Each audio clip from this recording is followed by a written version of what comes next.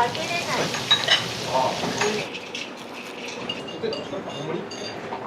はい、きつね。どうも、おぎんです。ありがとうございます。おぎんです。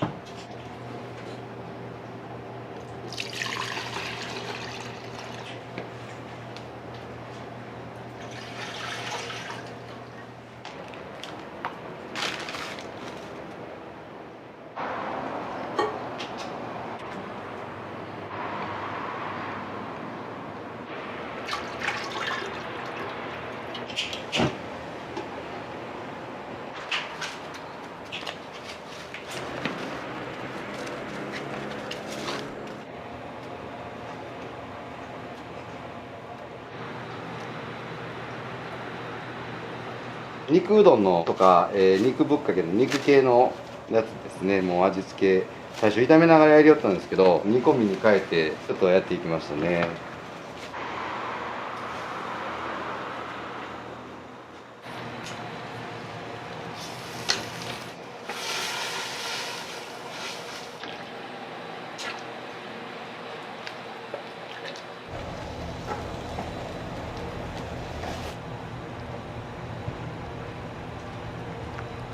ちょっと目を離せないというか、アクとか余分な油とか取りたいからね、どうしても。もう19歳からずっと飲食です。でも実家自営してたんで、小学校5年生から無理やり手伝わされてたんで、若い時はあれですよ、絶対飲食店なんかするか思ってましたけどね。そう、弱火でコトコト煮込むだけですね。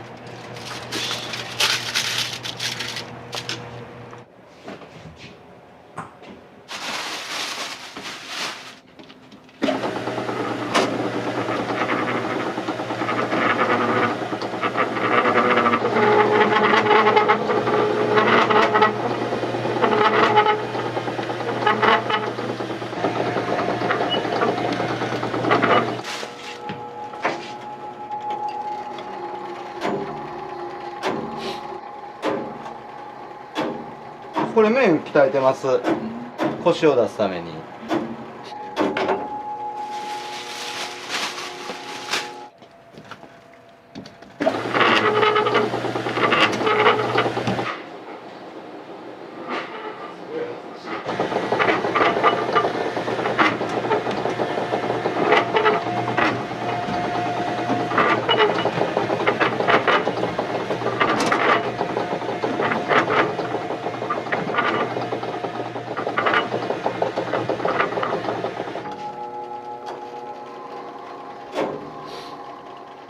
この層が腰になってくるんで、は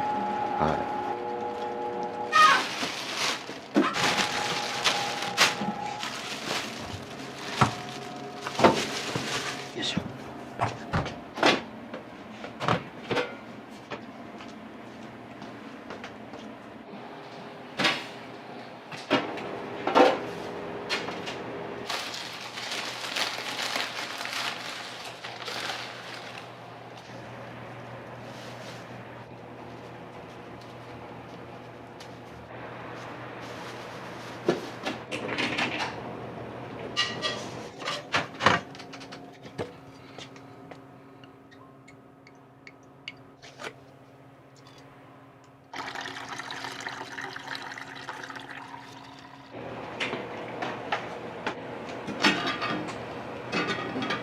今沸騰させてしまうと昆布のえぐみが出ちゃうんで、昆布の美味しい一番出る温度が80度ぐらいっていう、今多分昆布が一番いい感じで出ていきよう温度ぐらいなんでしょうね。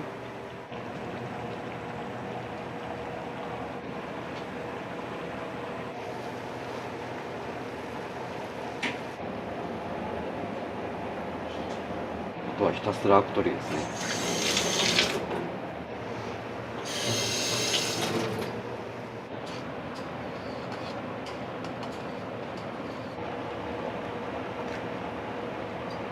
どれぐらいがベースなんですか？これぐらいですかね。酒でね出とるやつが作りたいんですけどね。最初のアクと油取りだけある程度したら、あとはもうほんと放置するだけなんで。でもだしだけはずーっとやってますけど、まあ、放置しとってもいいとは言われてたんですけど、アクをずっと取っていけへんかったら自分が不安でそれがもう癖づいちゃいましたね。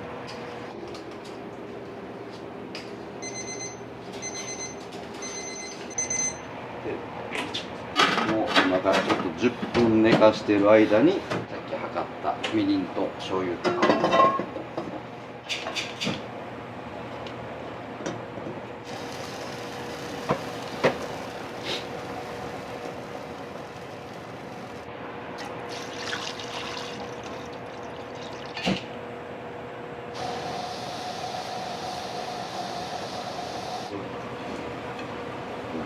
ね、串をかけとくやつです。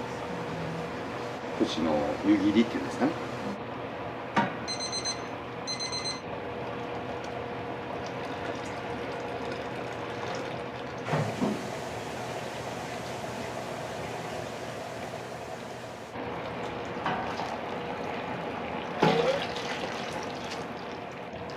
これでね、赤みは出てるんですけど、透き通ったお出汁に出来上がったんちゃうかなと。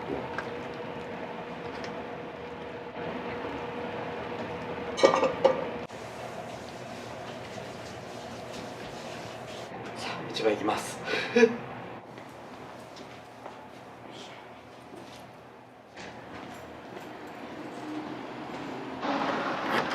きましょう。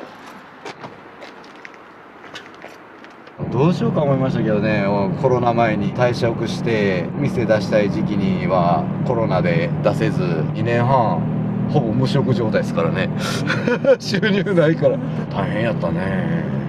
オープンしてやっぱり一組目のお客さんが来るまでやっぱ今でも毎回ドキドキしてますからね。一組目早く来ないかな、来るかな来ないかな言うてドキドキしながらで、やっぱ一組目来たらホッとするんですよね。市場到着しました。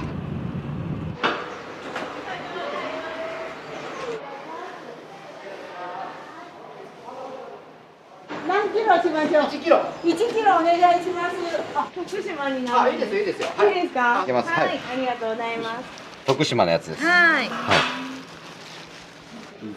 ありがとうございます。すみませんでした。ありがとうございます。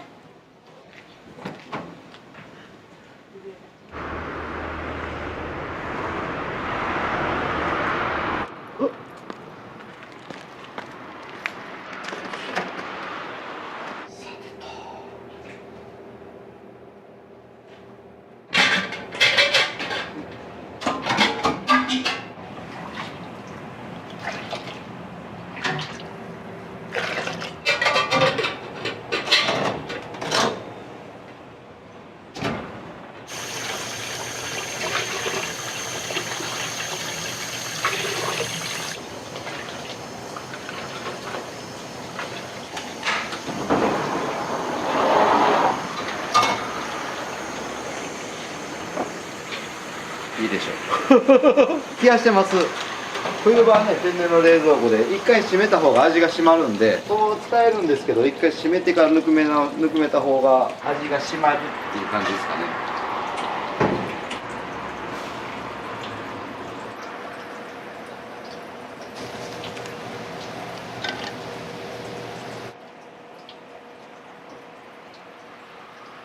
おはようございます。今日よろしくお願いします。お願いします。おはようございます。おはよおはようございます。よろしくお願いします。う。もうね、学校サボった。いや、学級閉鎖。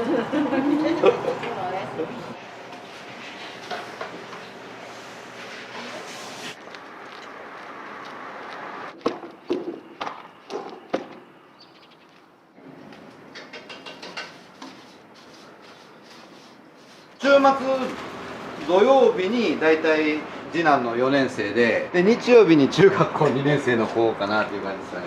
小学校4年生な。好きな女の子は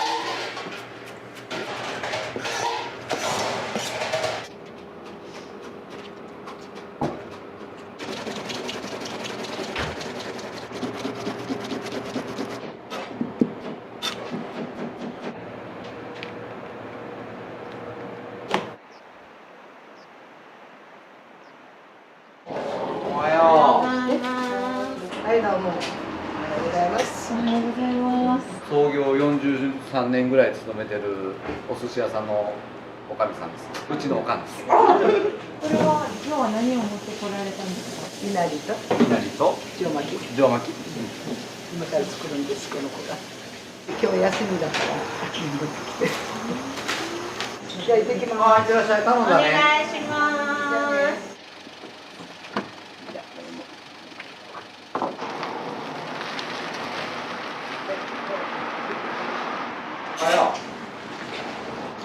今日に合わせて棚をつけに来ました。ここにカウンターの前の棚を作ってこの上にでゆくゆく煮物とかしていきたいんですよ。で、お客さん見たらあ、なんか炊いてるわ、美味しそう、頼もう、この連動を作っていきたいなっていう。親があ、でもええ感じやで。入るわ。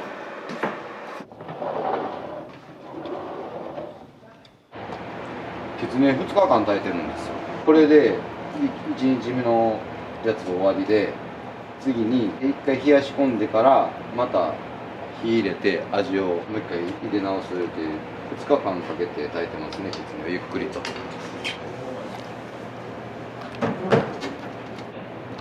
もうちょっと低い方がいいな。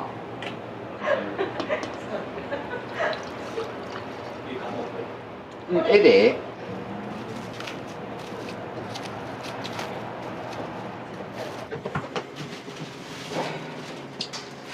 冬場は粉がどうしても冷えすぎててできないんで、もう前日に翌日仕込む分を熟成庫に入れてある程度温度帯を一定にしてしっかりとこねてくれるんで。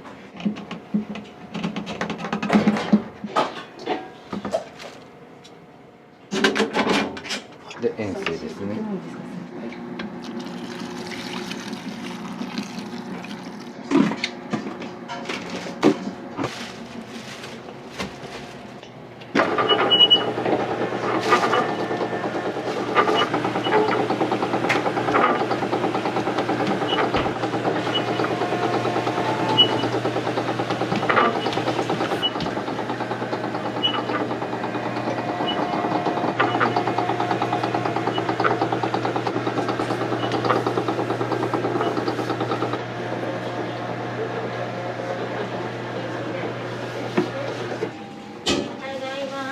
おはようございます。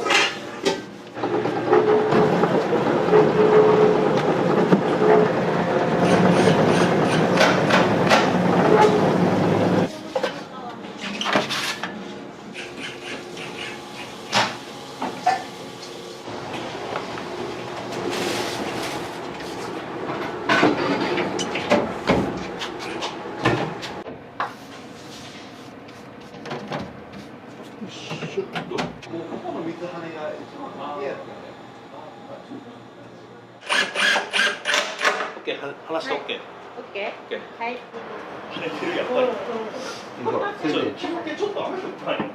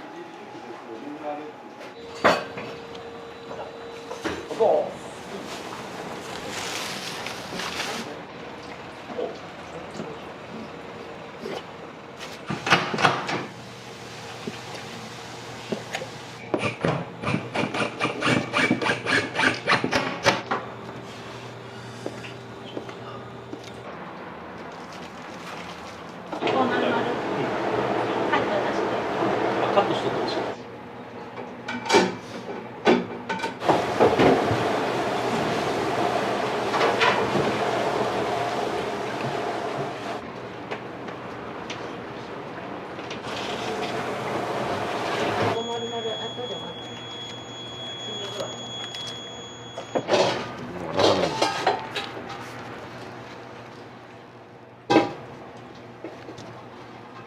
なんか雰囲気変わったら一気に。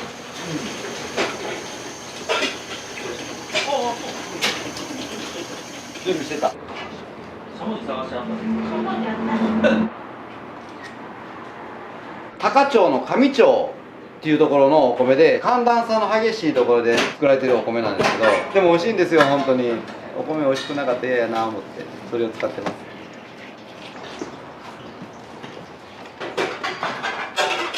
言ってくださいね。それを取られる。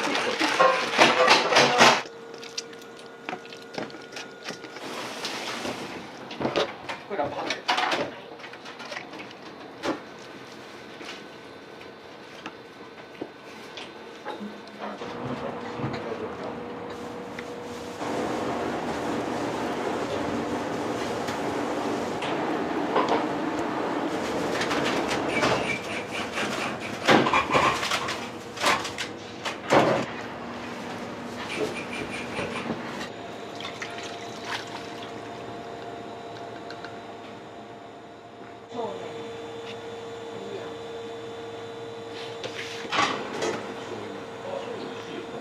入れ替えた。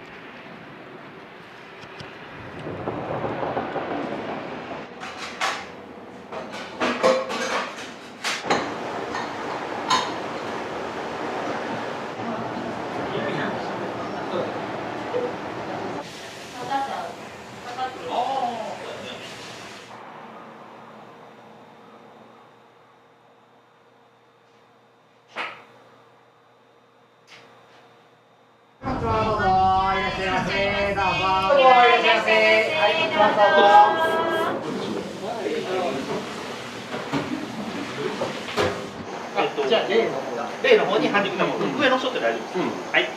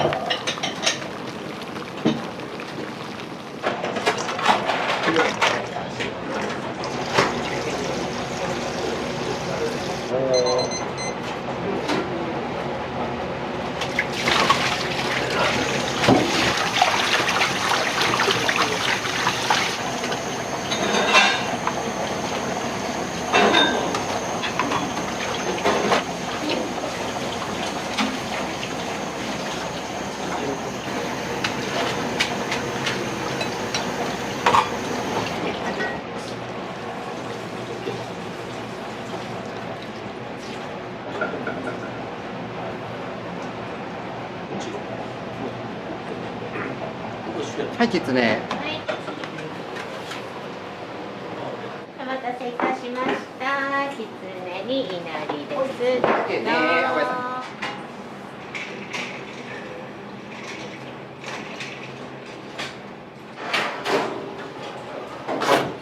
み。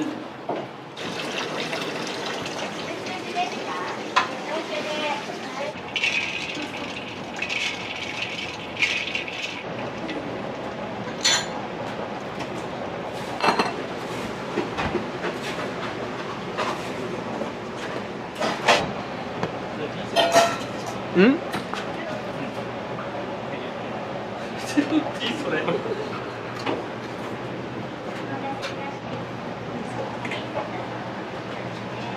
はい、よろしい。いいよ。ここ結構ええな。どっかビーセット入れてませんでした。そういう設定。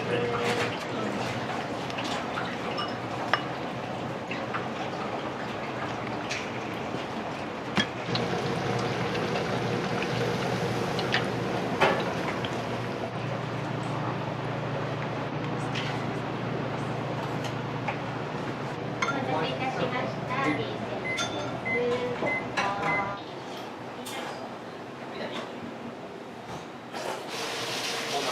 うん、豆腐はあんだけやっぱ3人前です。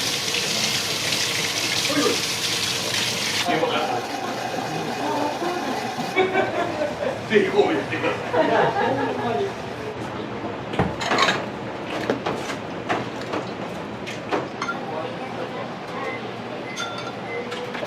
はい、量は4つ。はい、とろたま冷や。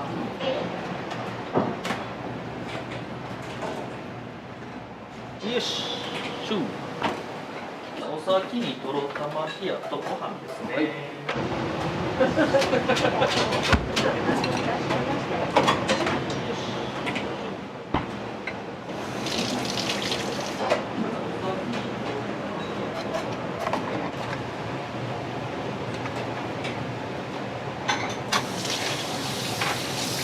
はい、よ、とろたまあったかい方です。はい、とろたまあったかいのといなりとね。はい、どうぞ。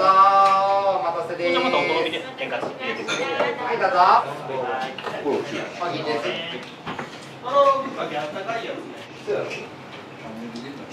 こっちが離れると色々離れる。はい。はい、好きな席どうぞ。どうぞ。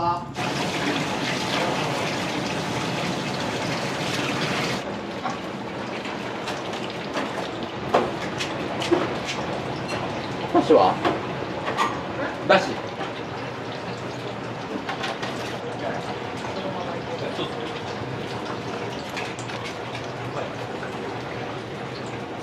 はい、とろろ。よいしょ。はい、とろろのぶっかけといなりですね。どうも、おきにです。ありがとうございます。お気をつけて、おきにです。はい、お気をつけて、おきにです。巻き寿司の面白い切り方ありますか？斜めに切ったろかみたいなね。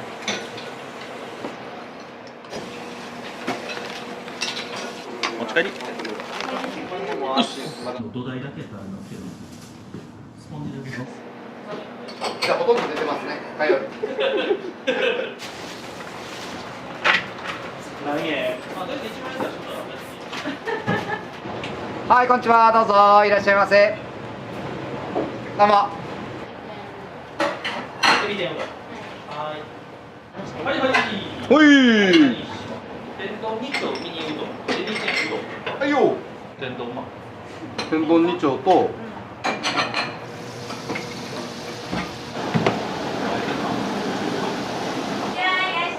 い、どうぞ。今日はご飯あります。今日は特等席ある。 TKU かき揚げと B セット。はいよ。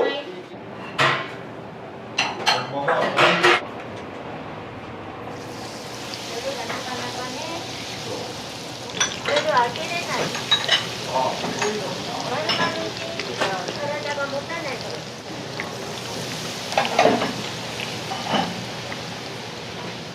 本当に？食べに来ててもね、聞いてないだけかもしれない。ああ、それはね、あれ。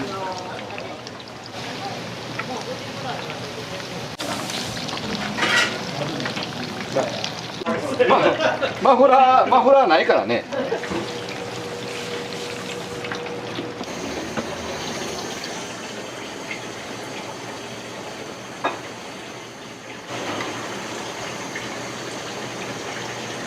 はい、エビ天うどん。はい。まだそれ今が少なめ。かき揚げがかかった。はい、これ少なめで。いいよ。じゃあ TK より冷たい。冷たいです。はい。せよ。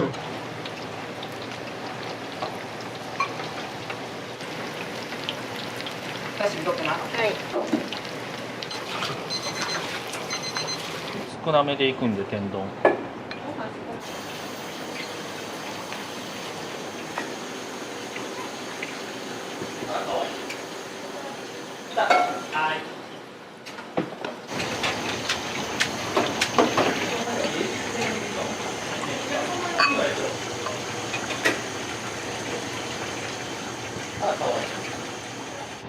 はいよー。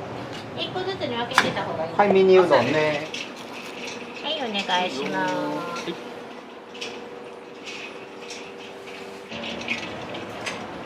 はい、どうぞー。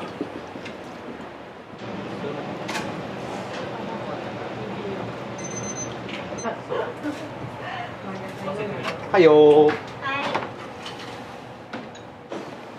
はい、先 TKU とかき揚げです。混ぜてからのかき揚げですね。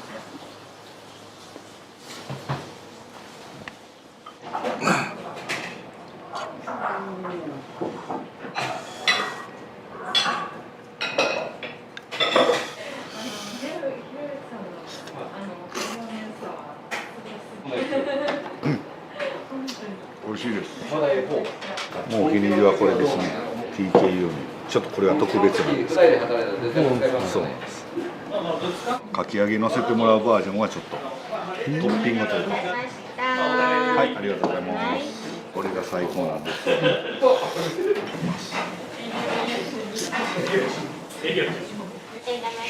大きなって。いや、うまいと3500あって。絶えず来ておりますんで。はい、ありがとうございます。まだ待ってます。お気をつけて。はい、お気に入りです。一回来て顔を僕らが覚えてもらったらもう常連さんみたいなもんなんで、次来て前ありがとうございますとか言うとったら早いスパンで来てくれるようになってたから、まだでもいろいろ行かれてるんでね、それはそれでずっとうちじゃなくてもいいと思うんで、はい。こんにちは。いらっしゃい。もう生まれたんですか。おめでとうございます。2人でうどんとエビ天うどん、はい。巻き寿司。ハーフ1つとお稲荷さんをそう。どっちが生まれたん？お名前何に決まったって。いや、顔見てから決めるって言われてなかったっけ。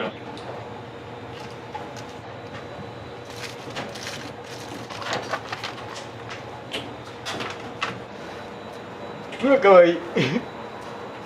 あー、かわいい。十数年うちでバイトやな。こっちで住んでない可能性もあるかな。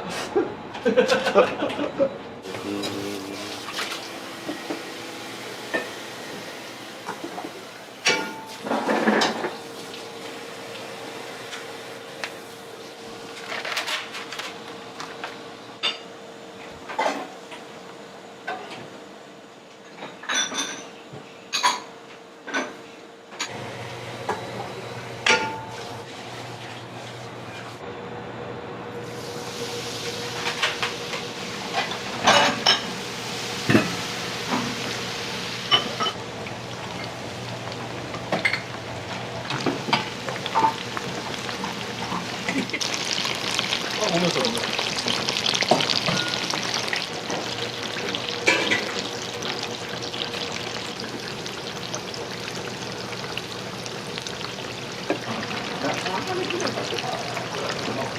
ありがとうござい全然休みなしでます。働いてるって噂が聞いてる。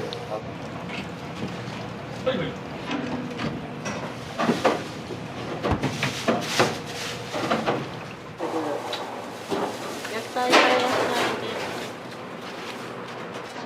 巻き寿司も入ってる。今日は2名で。はい、どうぞ。どこでも大丈夫ですよ。天ぶっかけのあったかいの2つ。はい。イカ天。イカ天。はい。はい、いらっしゃい。何歳だったの？今10ヶ月になりました。おお。ね、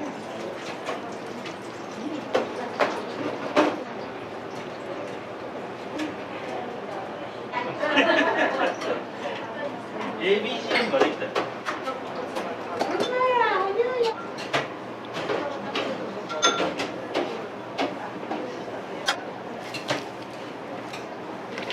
はい、とろたま。よいしょ。どうも猫前です。お持ち帰りです。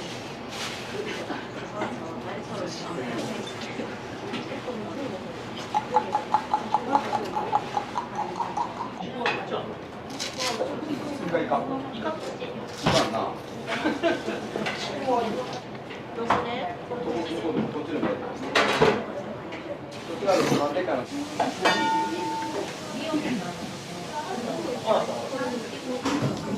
はい、毎度です。どうぞいらっしゃいませ。はい、こんにちは、どうぞ。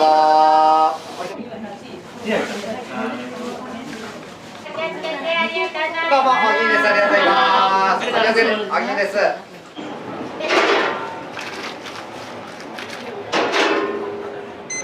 はいよ。別で。あといなりが2個。はいよ。割れちゃう。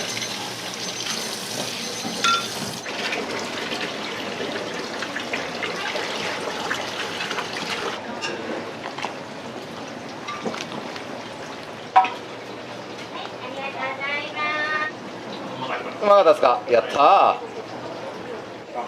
あ、そこから。ありがとうございます。セルフになってきよね。やけどしないでくださいね。はい。熱い。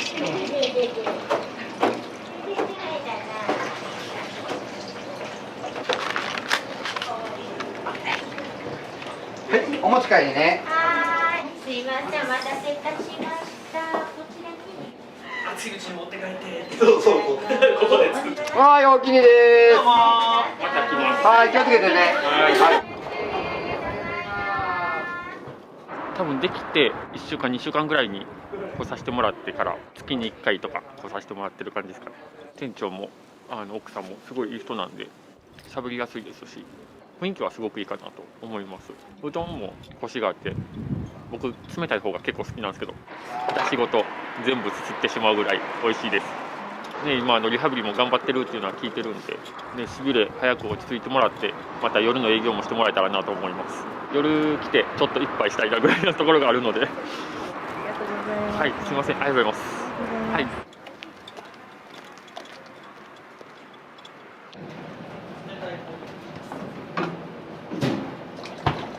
ご機嫌になった？よっしゃー。うどんいきますね。ワゴンかな。はいよ。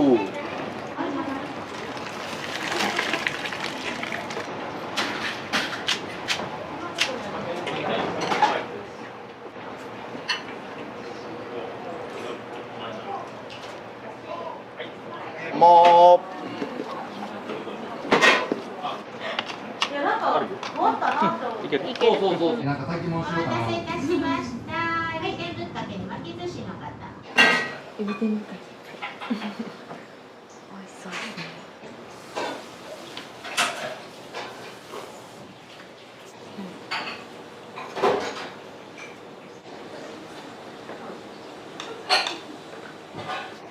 今だけやで可愛い可愛い言ってもらえる。玄ちゃんもちょっとうどん食べる？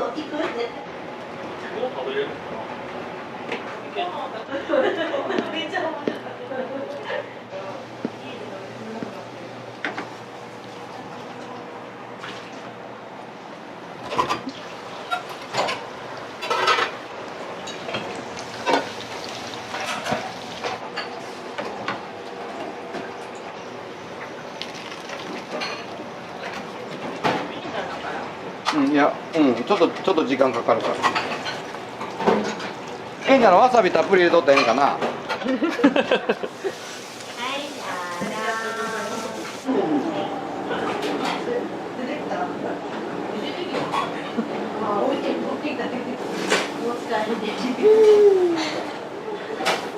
ますね。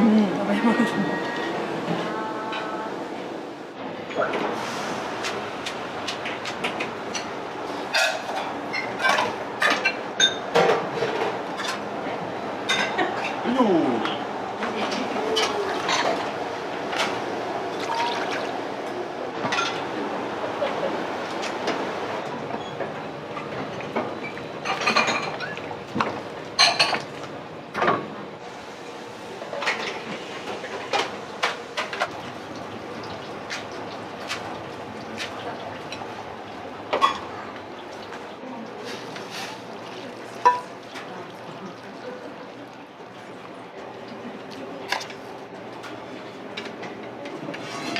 ほい。は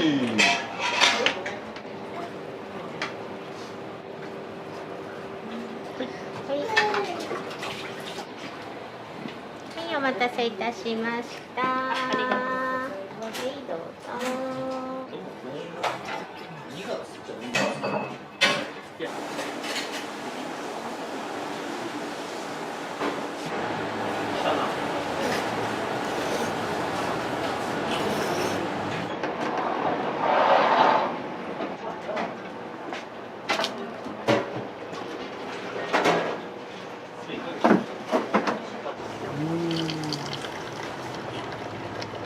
よかったら飲んでくださいね。ありがとうございます。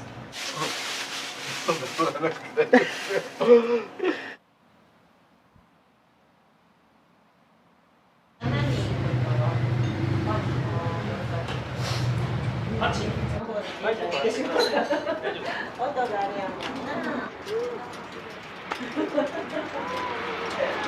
んお客様。あ、そうですそうです。でバイク乗りの人もここよく通るんで来られるんです。こんにちは。こんにちは。こんにちは。お久しぶりです。見たことあるな。そうやんな。これはバイクなんですか。車のようなバイクやね。かっこいいですね。乗ってくる？乗ってくる、乗っていいんですか。大阪の方からね、みんな来ていただいたのかな、ほとんど。そのオープンする前に僕のお店、バイクが寄れるような場所になったらええなと思って、近場の人を片っ端から自分の個人赤でフォローして、でオープンしますって言ったら行こういう感じで、ありがたいですよやっぱり。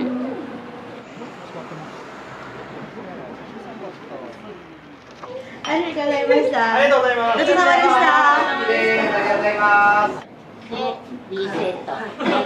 カレーうどんで。はい。稲荷さん B セット。カレー1です。はいよ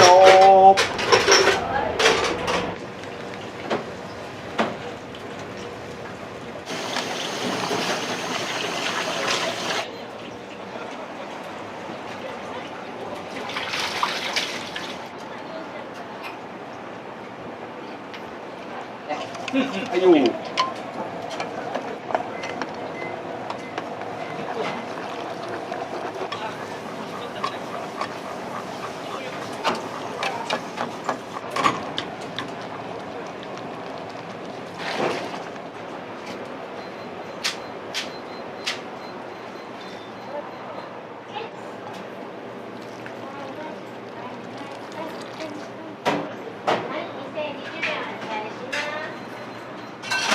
はい、おきつね500円のお返しです。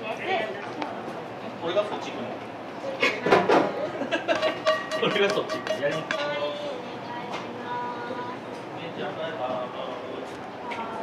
はい、カレーうどんお待たせです。さてきつね3つ。あ、きつね。はな。い。なんかすみません。4つやね。 4つやで。はい、どうぞ。はい。かっこいいな。どうぞ。1年過ぎたぐらいから。はい、どうぞ。はい、いらっしゃいませ。お待たせです。どうぞ。うちの子です。ありがとうございます。気をつけて。ポテサラ。ポテサラ。はい。いなり粉と巻き寿司ハーフを1個そっちにさきつねうどんのピンセットはいはいはいはいはい釜揚げうどんのあ釜揚げ B セット肉玉ぶっかけのあったかいのねで B セット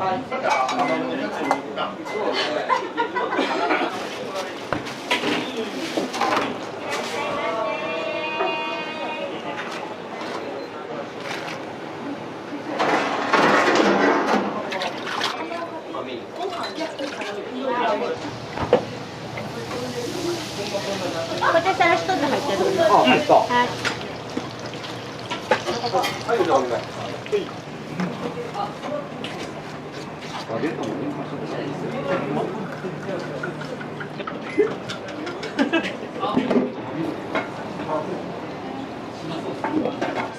3枚3枚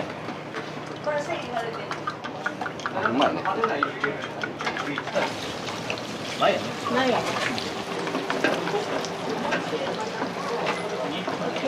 ほいよそれどこかな。ポテサラはどこ。こちらしゅんくんどこ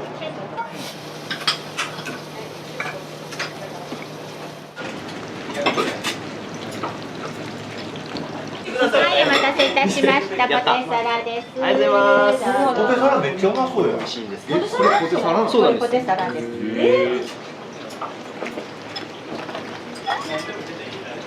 きつね肉にきつね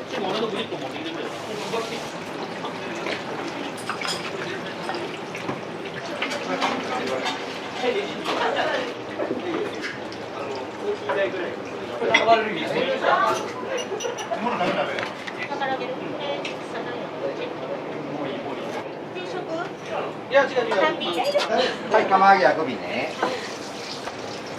肉きつね肉きつねいきますねきつねそこ置いてます。はーい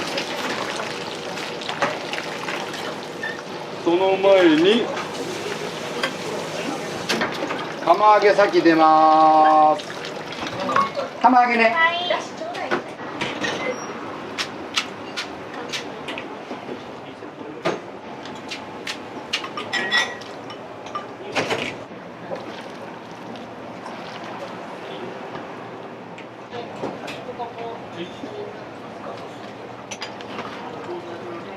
これ何番TKU 被害やな本日もありがとうございます。お気をつけて。ありがとうございます。ありがとうございますはいきつね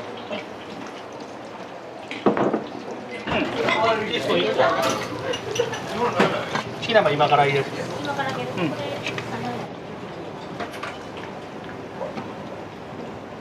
開けます。いいよ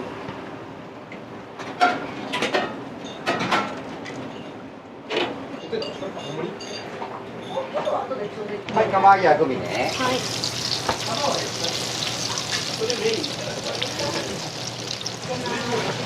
あの TKU 被害やんな両方ともはいよありがとうございます。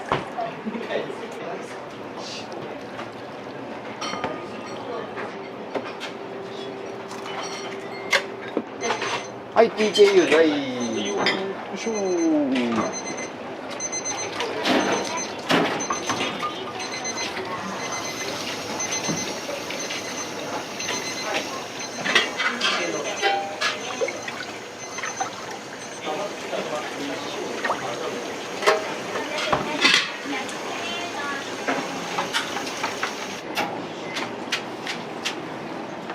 恵方巻きってお待たせいたしました。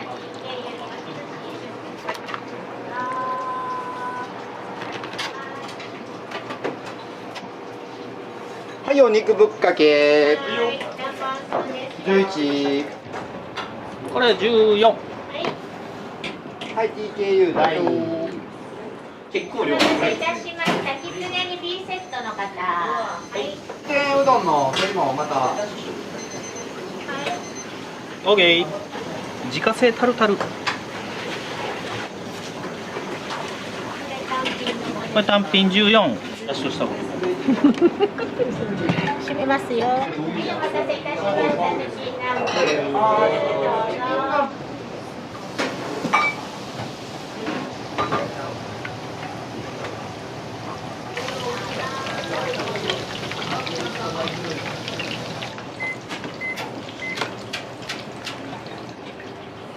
待たせいたしました。TKU に巻き寿司。こちらのだし醤油かけて召し上がりください。インサートインサート。いやもう綺麗やから崩したくないもん。こうやるとこも美味しそうに食わなくてねこれ。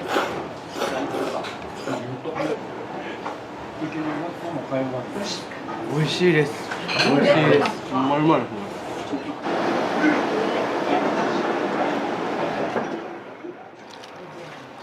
ほんまに分けて。リネのハーフです。はい本当にハーフです。ハーフあはい本当にハーフない残りハーフは後ほど持っていたします。ほんまにそんな感じじゃないは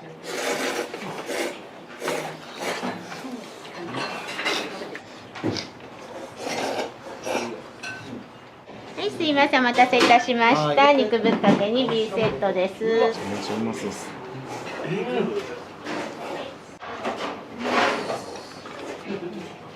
に行ってもにはかからんでしょ一番言えるよ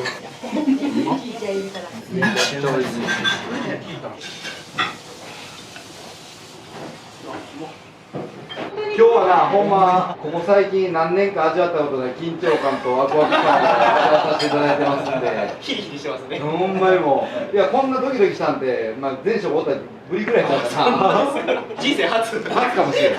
実際ないやんよう言うわもう。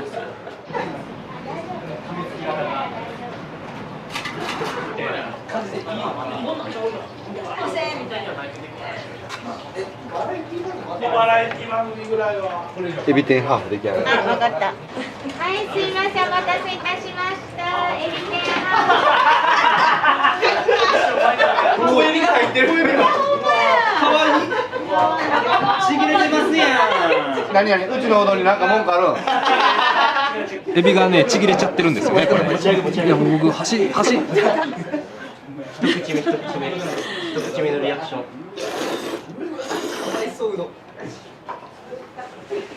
熱々で美味しいです。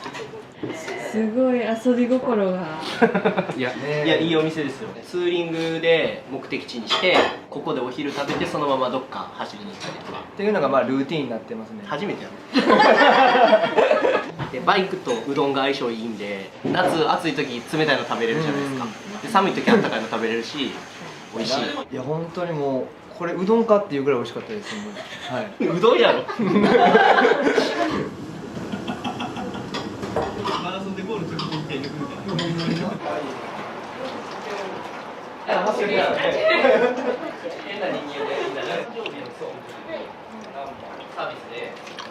顔になったりとか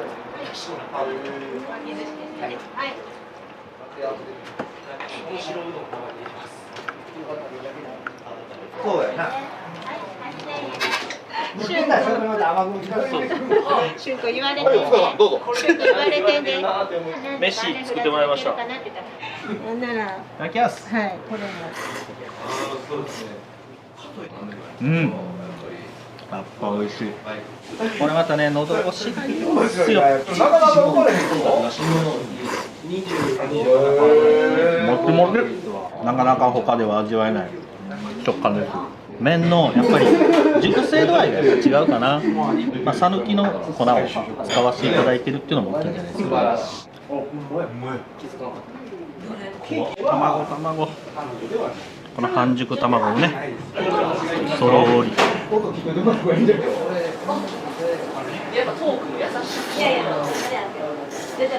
前職が大手の外食やったんですけど、そこで知り合って、彼は3年前ぐらいに退職して、で僕が1年半ぐらい前に退職して、で彼が、うどん屋さん、立ち上げるということで、ちょっとお手伝いを。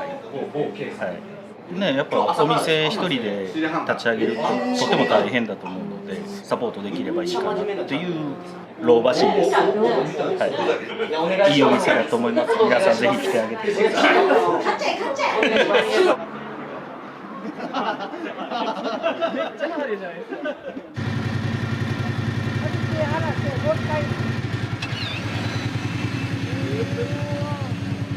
行ってきます。サボってきます。ヘルメット大丈夫です。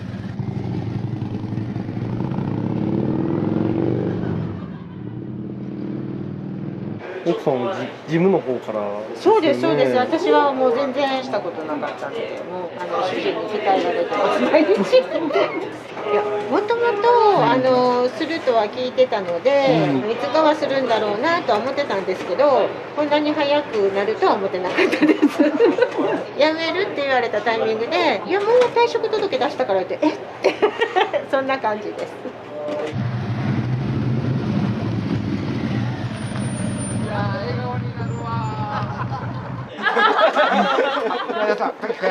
はい、なんでや。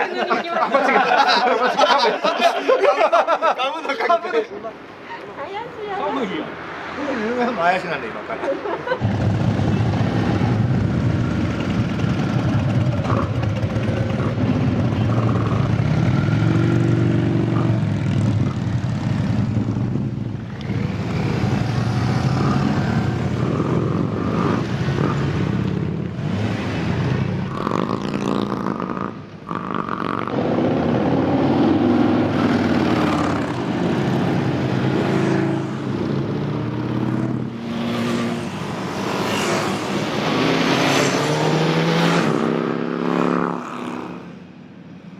みんな来て、なんかお客さんとか「うわかっこええ」言った時に乗ってきんかって他のお客さんでも乗った時あるんで、やっぱりありがたいですかね。一緒になんか乗れるか乗られへんかの僕もなんで、そのまま逃亡しようかなってお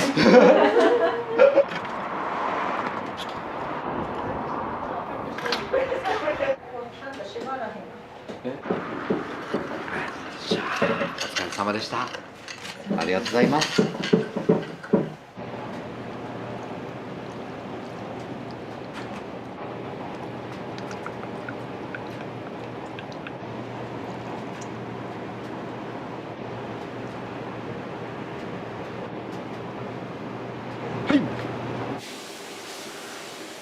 はい、どうぞお待たせいたしました。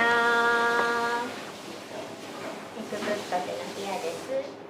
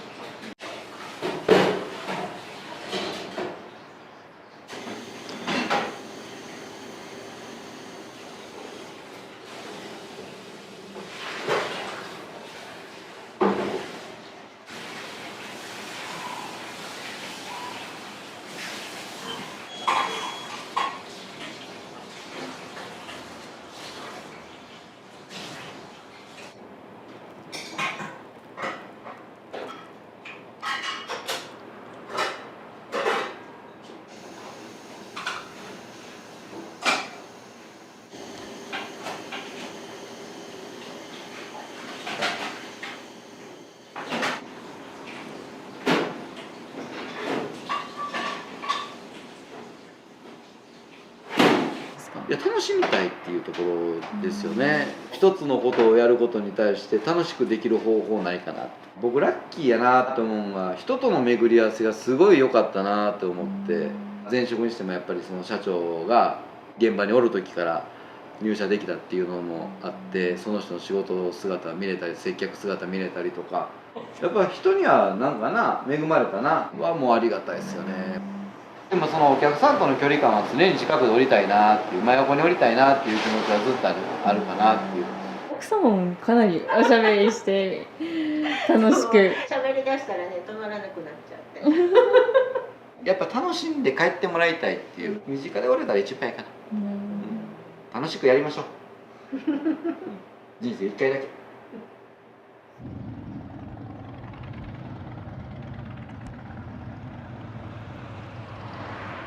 ぶっかけあったかいの何？生玉うどん。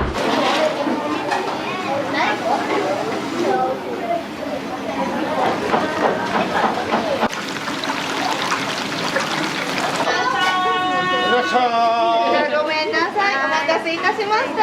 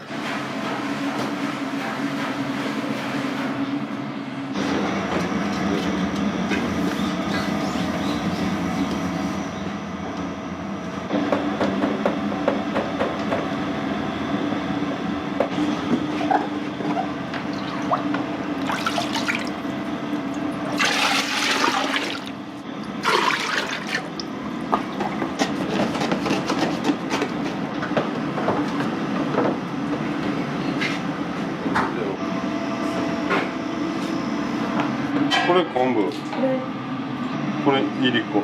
沸かす前に止めて置いとく、一晩ね。それ掘り込んで。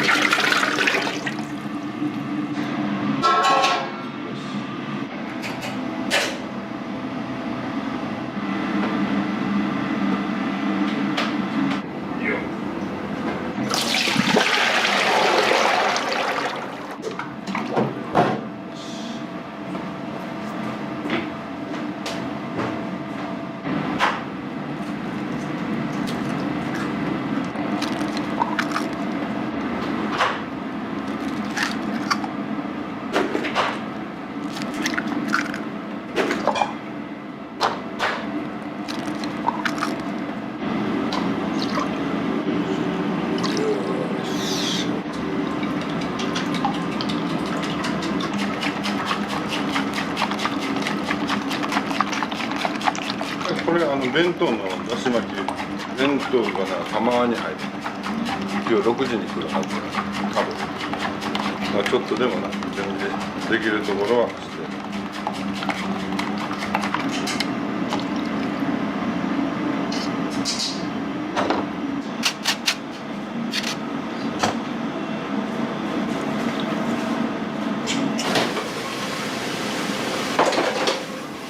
朝のうちはもういつも毎日お一人で。そう、一人寂しくやっております。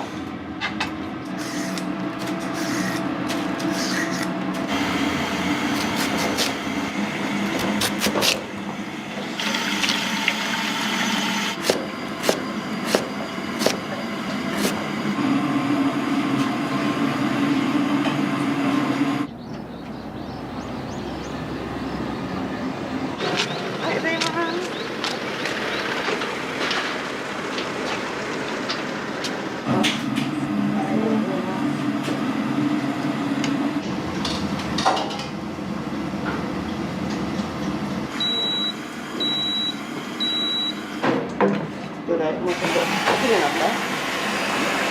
た？お寿司のあれなんですけど、これがもちろんですね。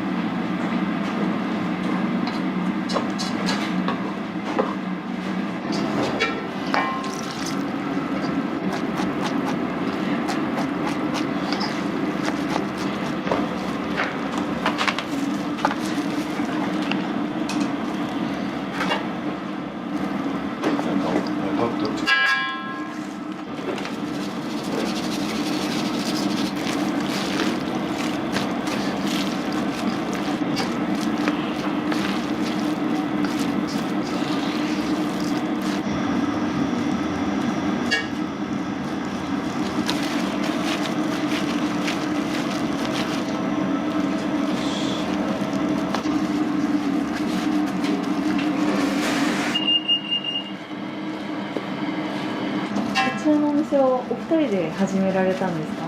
そうです。もともと同級生です。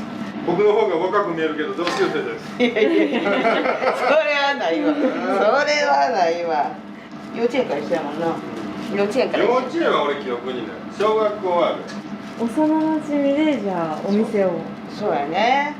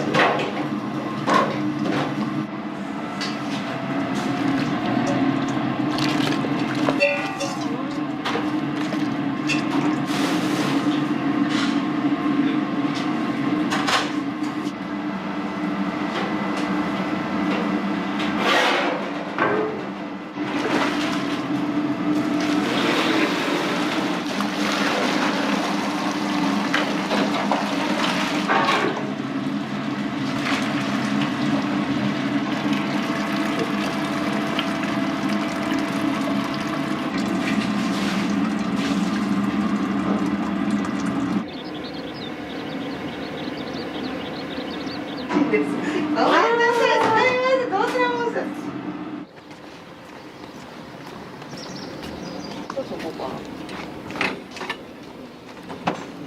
イベントの時とかゴールデンウィークとかはいつが足りひんから家から持ってくるんです。そうなんですよ。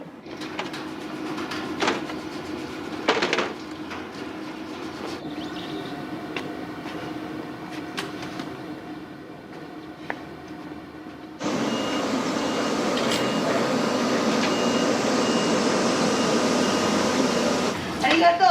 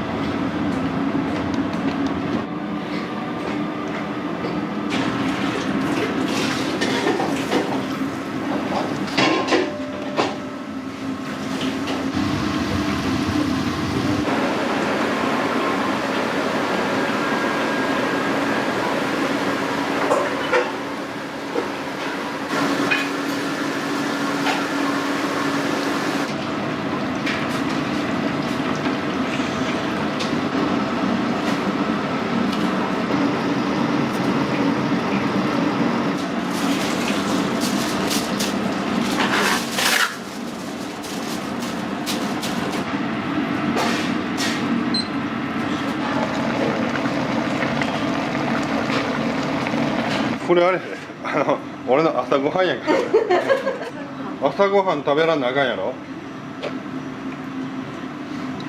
何を食べるんですか？卵かけご飯と鶏の天ぷらです。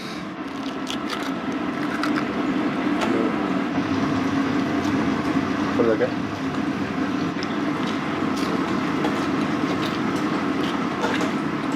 毎日こんな感じで毎日食べたり。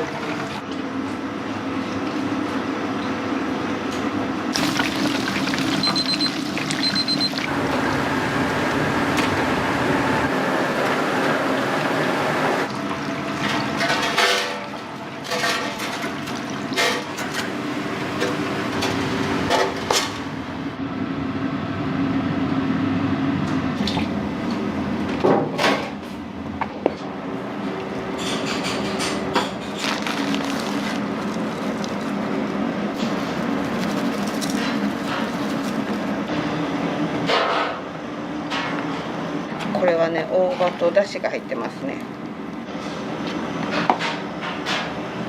これはおかかとゆかりやね。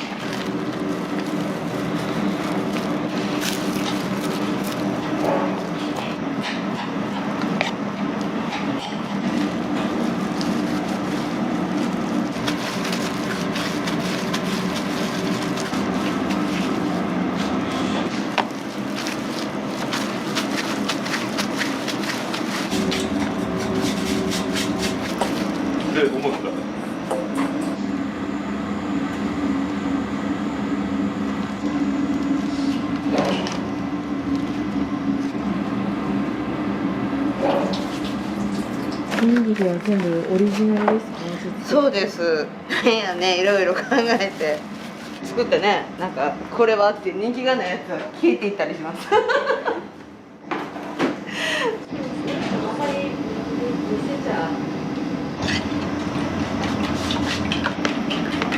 これで別に喋っていいよね。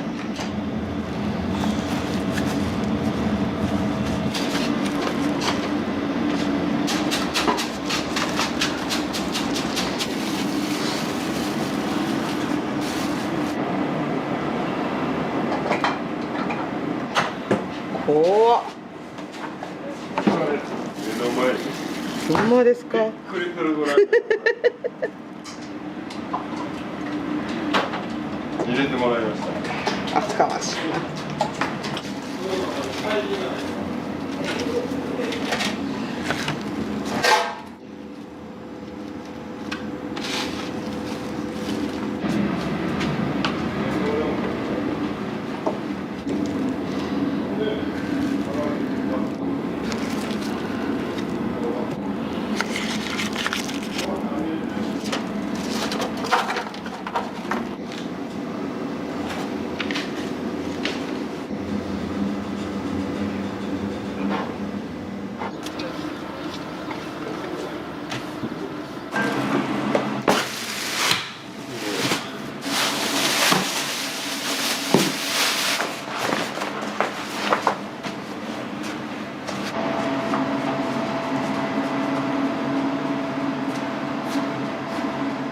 もうええよ言うてくれる。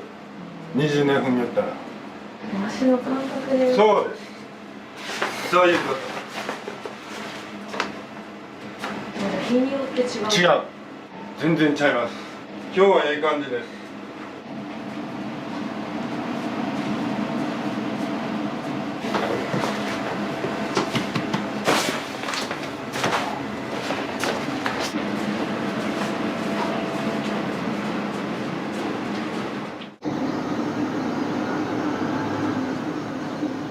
どうしてうどん屋さんになろうと思ったんですか？うどん職人に。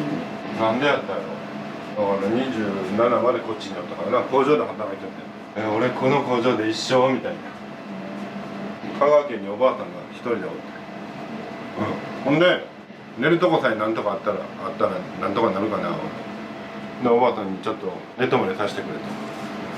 ほんならええよ言うたら、ほんでもう会社辞めてうどん屋になろう思ってで行って、ほんならまあ仕事がないことな、誰も雇ってくれへん。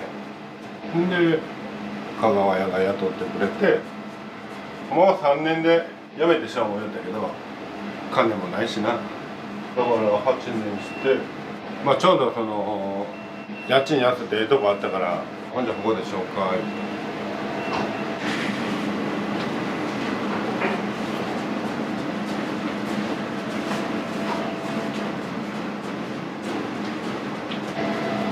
よっしゃ、もうええ言うと。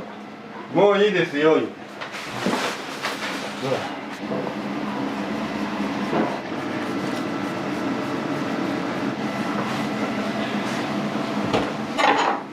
ここに空気入れるために頑張ったの。あんまり熟成させすぎたらこれないから。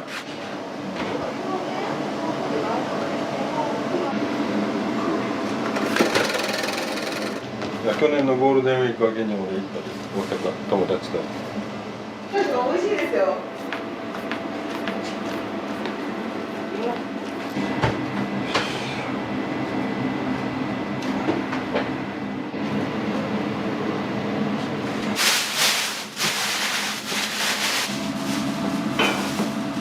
頑張ってるとニコチンが切れない。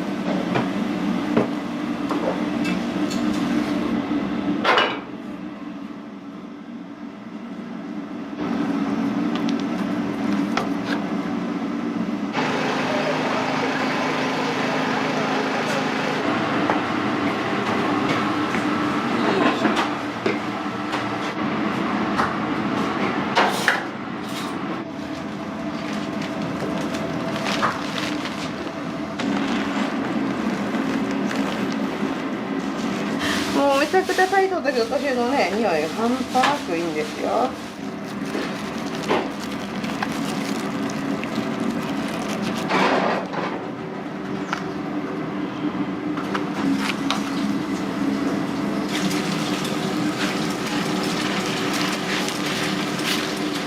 残らないで。やばいです。やばいです。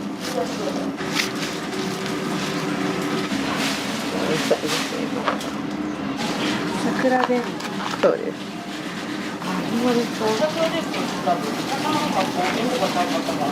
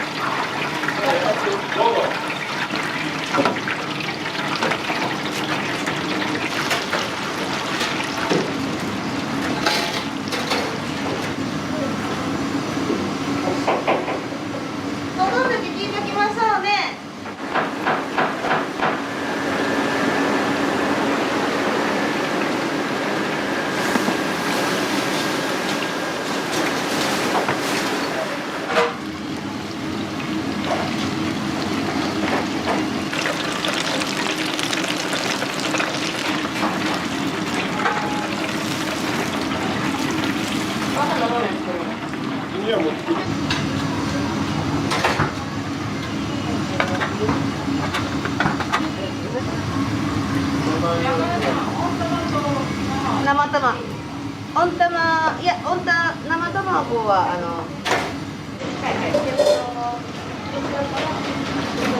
ェコは鉄卵でおろし豚というのはこっちがトッピングで。はい。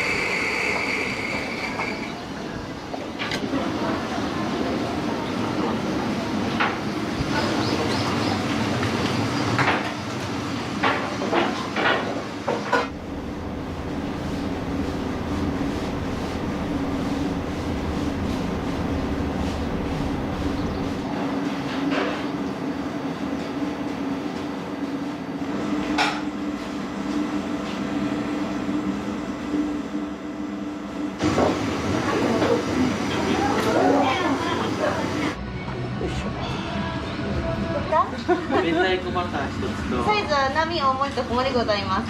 何でいい？明太子バター入ります。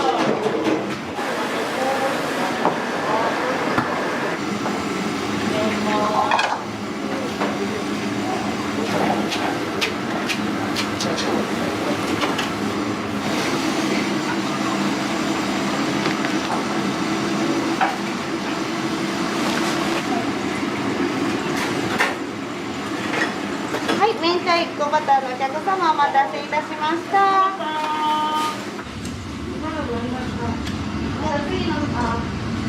次の明太子もあり僕のですか。あと釜トマトです。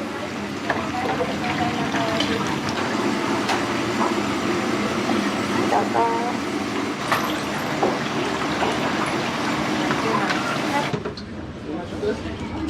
はい、いらっしゃいませ。はい、卵かけ入ります。はい、斜めでお願いします。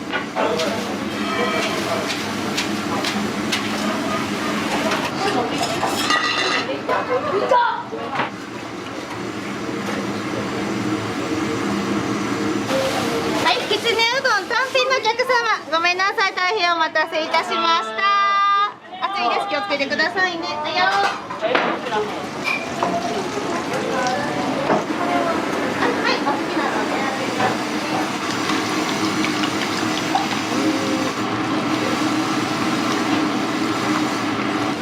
たまたま一番のお客様、はい、お待たせいたしました。机の上のね、お醤油かけすぎだけ入れてください。ごゆっくりどうぞ。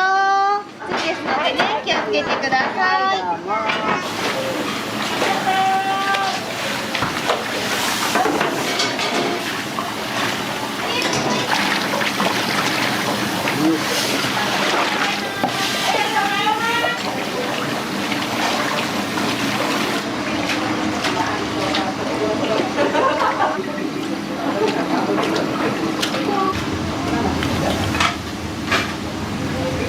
両方あったかいですね。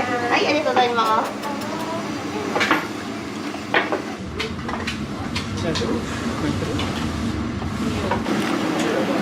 はい、いらっしゃいませ。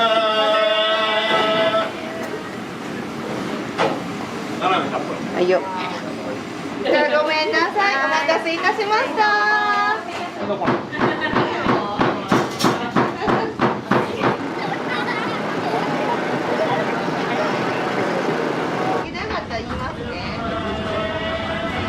卵2つ。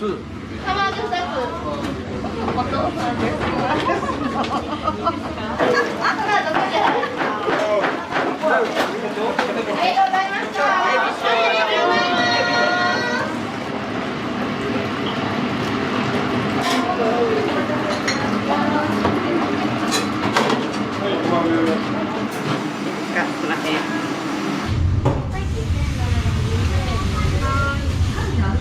大きなお豆腐。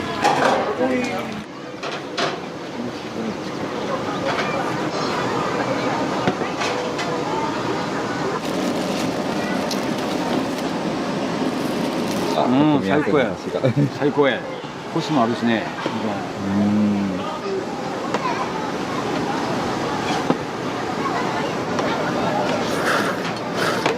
うん。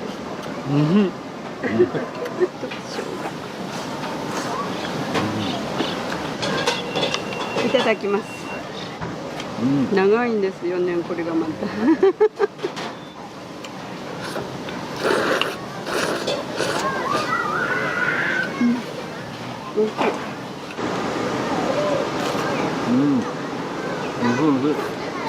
保育園先生してたからな、保育園先生。こんなうどんやると思えへん。結婚する前はね。このようにどうすんの？これありがとうございました。はい。ネギ抜きで全部ネギ抜きで。はい、ありがとうございます。ぶっかけうどんと冷やしうどんのお客様大変お待たせいたしました。待ちました。はい、お待たせしました。ちょっと入れました。はい、おかわりですので気をつけてください。2点のセット入ります。お待たせいたしました。お待たせいたしました。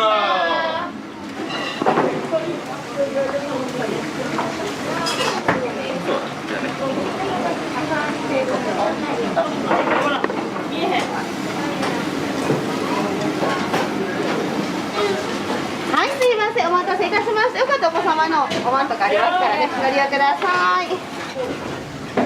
おかきになります。はい、お待たせいたしました。おだしゃよかったです。釜揚げ8分で茹で上がります。サイズが波大盛りと小盛りありますけど、波で。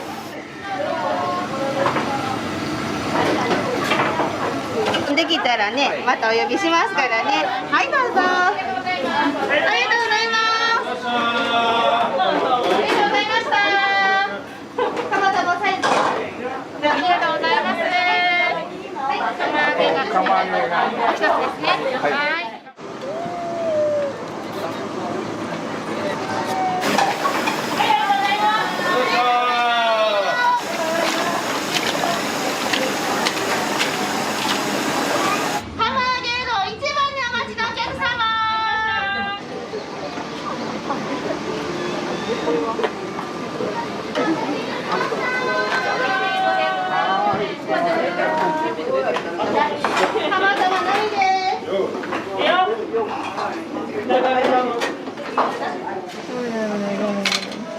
何もあいついてない。うどん冷ましといたのか。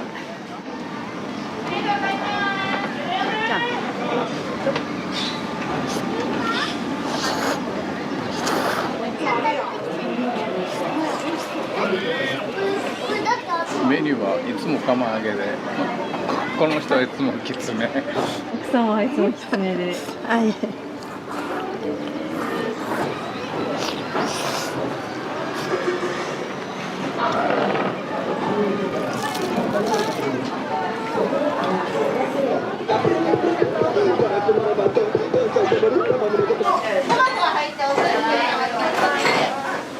いつもありがとうございます。あちらの方で巻き寿司お渡ししますね。はい、卵巻きの一ついいですか。はい、いたします。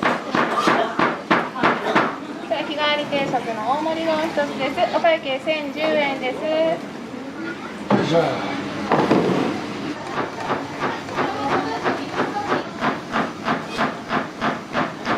卵割って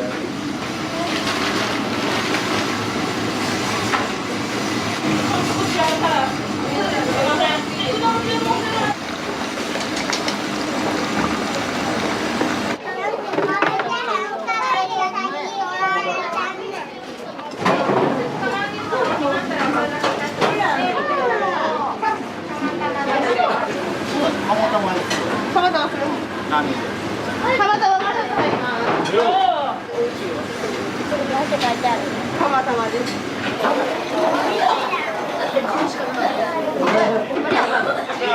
い、おうどん来ましたよ。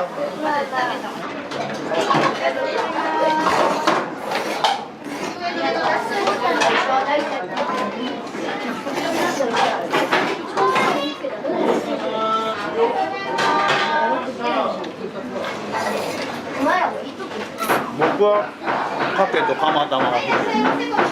そういうのばっかりです。いつも美味しい。美味しい。一枚。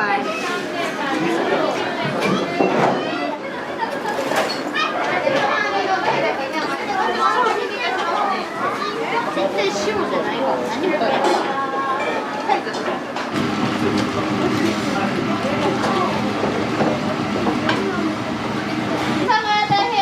お待たせしました。いらっしゃい。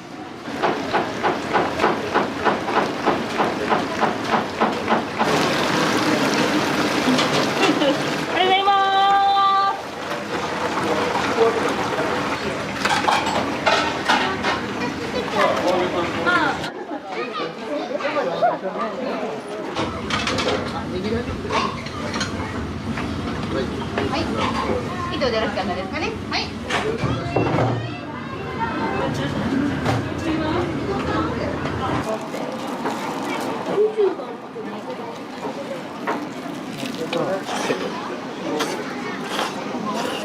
じゃあ恥ずかしい。これ醤油丼。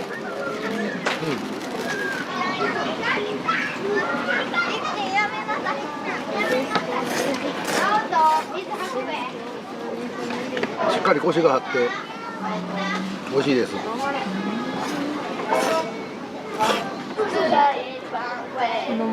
無理や。結構敷いてる。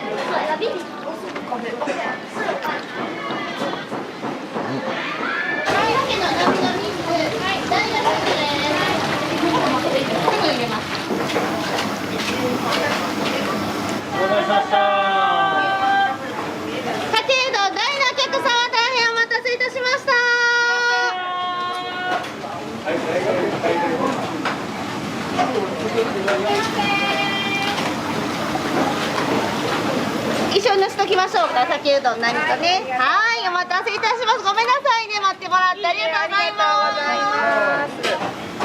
天井セットお願いします。ちくわと日替わりケーキ。こちらがね、あったかいのを詰めたので、あったかいので、オッケーかな。持ってもらおうか。はい、すいません。お待たせいたしました。ぶっかけのこちらが日替わりになっております。ごゆっくりどうぞ。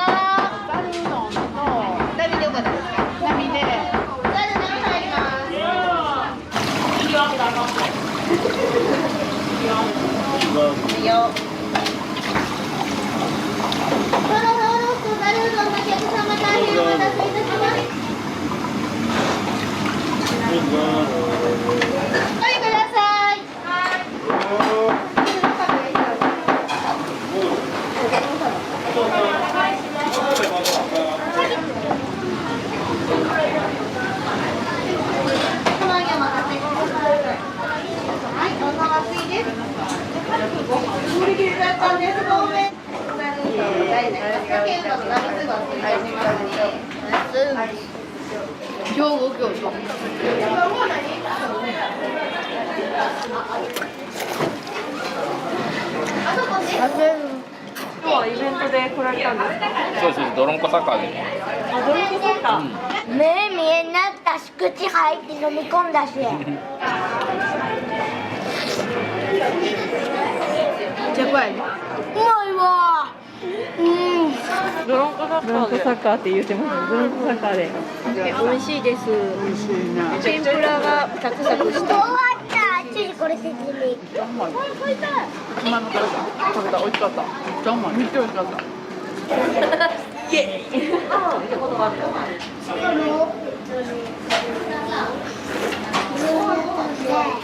れは大盛りですか？大盛り？ざるうどん。ざるうどん。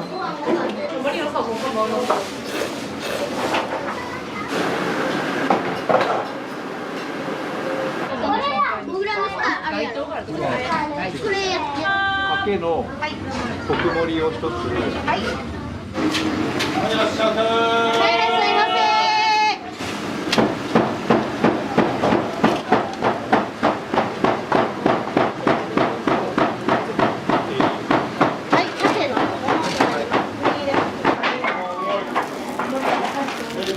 かけうどんの特盛りです。特盛りですか？はい。3玉分ですね。いただきます。いただきます。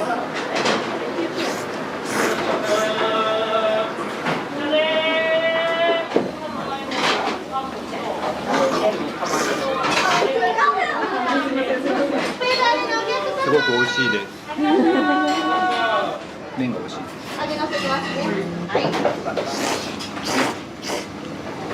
大葉梅おろしみたいなやつです。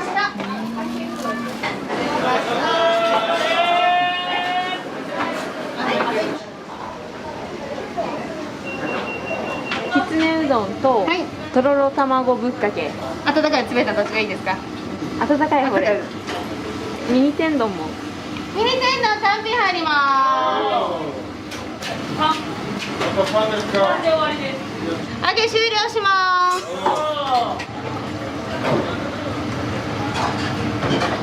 すみません。水曜日その分食べてください。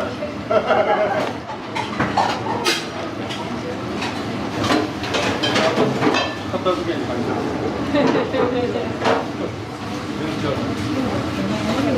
はい、お待たせいたしました。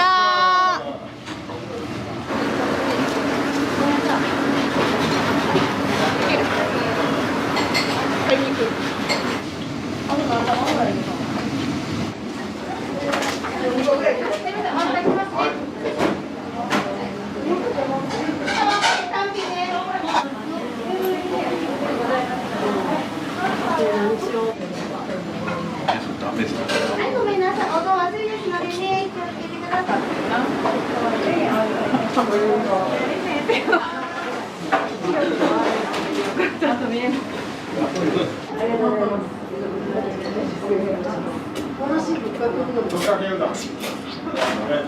これです。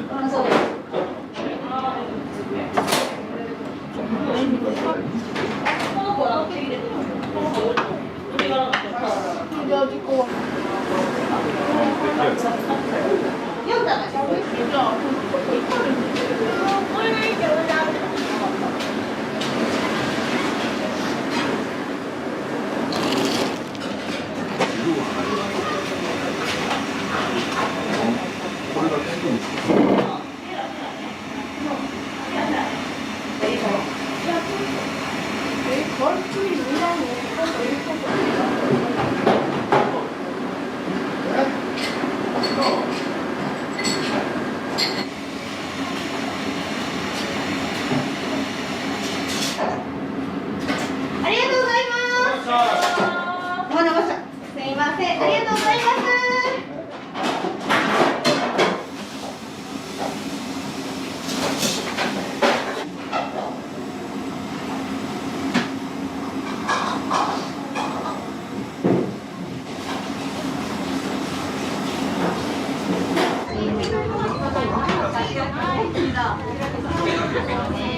ありがとうございます。もう終わりです。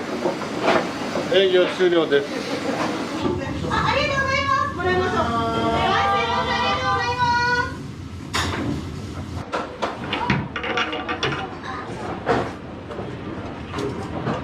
お疲れ様で助かりました。明日もお願いしますね。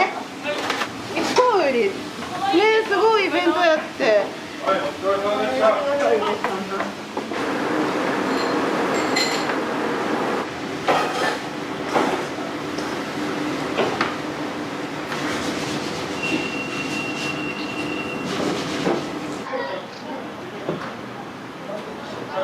タルクで出店されてるお店がもうこの真心とシネマコーヒーさんになってます。うどんを食べられたお客さんがこっちに寄って最後コーヒー飲んで帰られるっていうそういう流れ、ね、いい流れがすごく来てる感じでありがたいです。いやこちらこそ本当にもシネマさん助けてもらってばっかりなんであれなんですけど、そうやね、たくさんの人ににぎわって笑顔があって美味しいうどん食べて美味しいコーヒー飲んでなんかみんながこう笑顔で帰ってもらえるような施設になったらいいですよね。そうですね。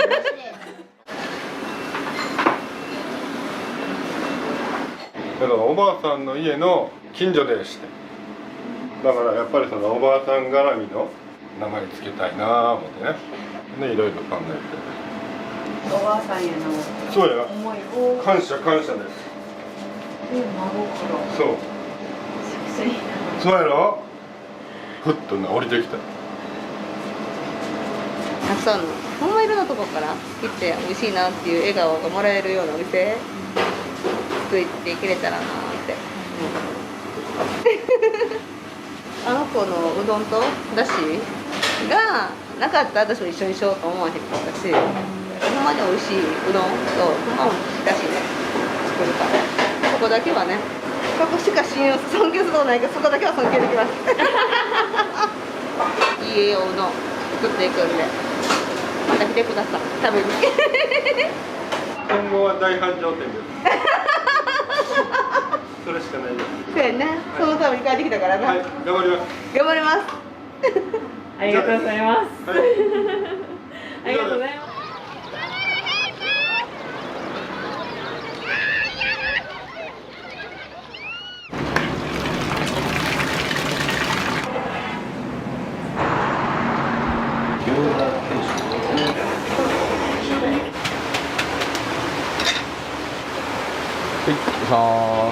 豚骨バリカタでいきます。ラーメン食べたいやったらこれな、半ちゃんが一番。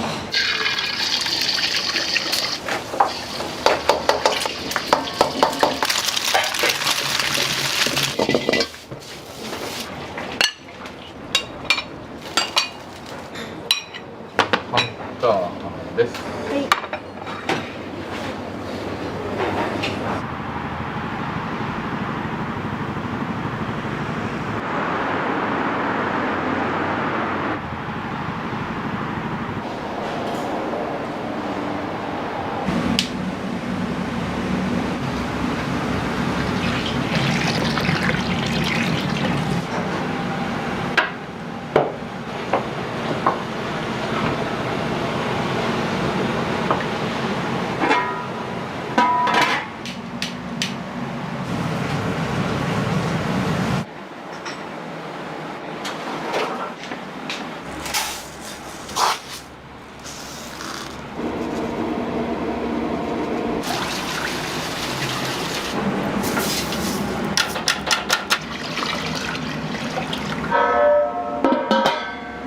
親が九州なんですけど、私はもうずっと兵庫県。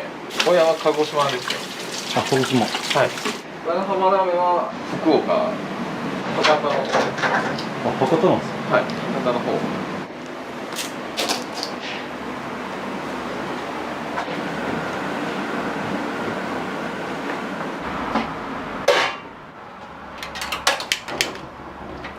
毎日こうずっと継ぎ足していってるんで、はい、そこ全部なくならないようにしてます。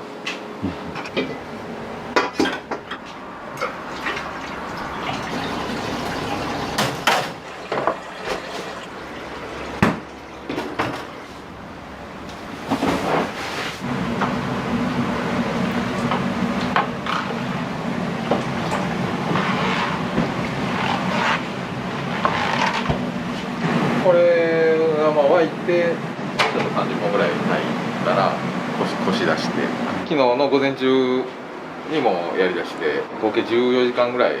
14時間ぐらい。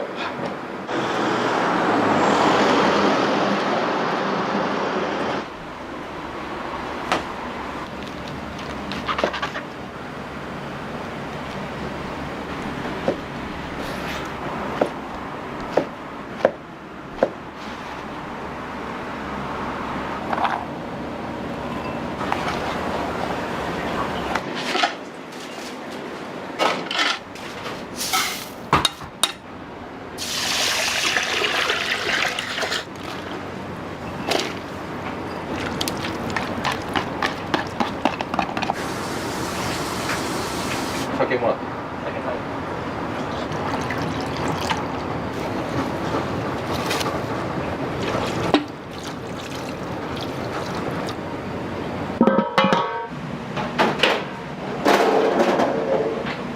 いい九州の方の柏飯。柏飯。はい。鶏の入った炊き込み。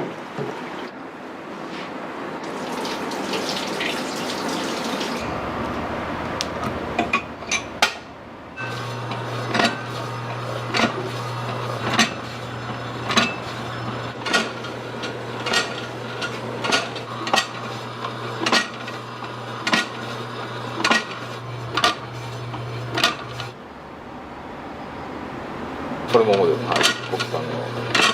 そうですね、桃の方がしっとりしますね。でも脂身が好きな人はやっぱりバラの肉の方が好きな方は多いですね。脂身があんまり好きじゃない人がもも肉の方が。低温調理じゃないですけどに近いような感じで、炊くのは一緒なんですけど沸かさないですね。温度上げすぎちゃうとやっぱちょっとパサパサしちゃったりとかするんで。これチャーハンのお肉は全部チャーシューです。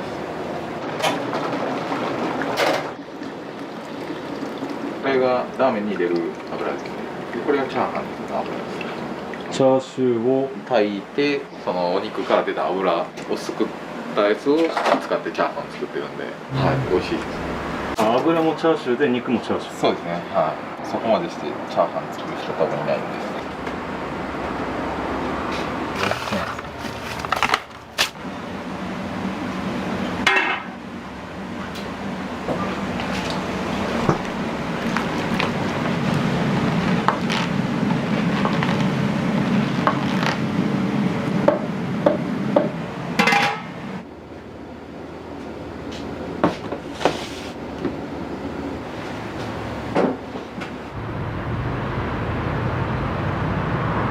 550円。550円。ラーメン一杯。そうです。はい。最初500円やったんですけどね。最初500円。税込み500円やったんです。安すぎませんか？替え玉は税込み90円やったんですけど、増税とかまあちょっと材料費とかいろいろ上がってきてちょっと上げたんですけど。この辺やったら多分一番安いっすよね。それ多分一番安いと思いますね。このお店は何年目になるんですか？丸7年ぐらいですかね。もともともずっとラーメンなんですか？そうですね。最初は働き出したのは違うんですけど、自分でやりだしたのはラーメンですね、全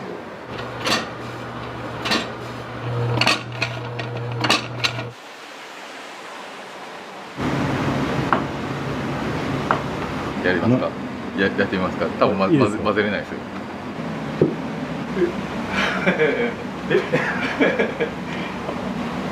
全然回らないですよ。コツがいりますけど。こうですか？でこう。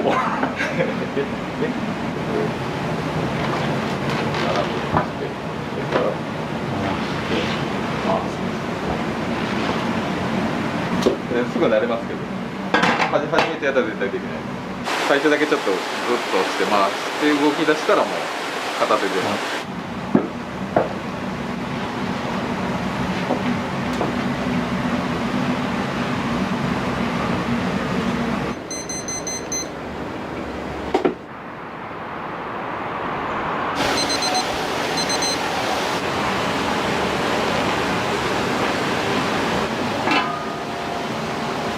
かき混ぜないと焦げるんですか？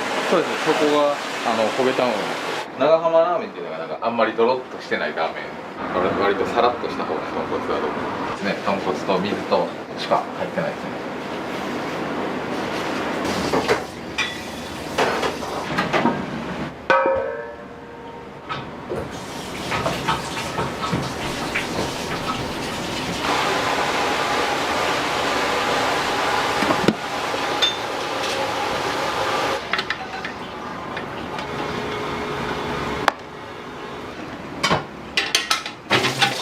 ガスの方がやっぱ火力が強いんで一気にかけ上げることができる。電気でもやったことあるんですけどやっぱガスの方が美味しいですね。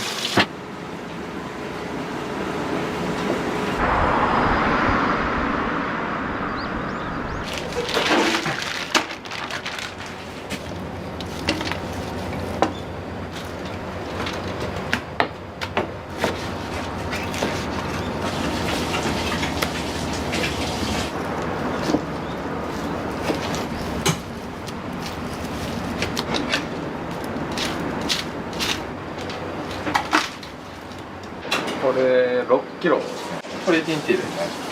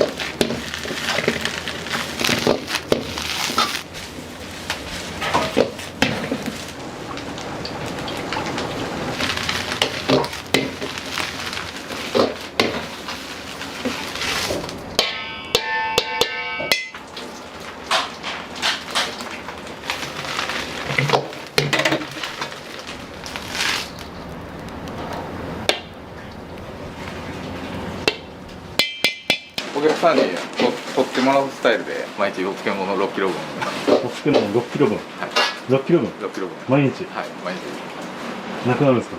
はいただで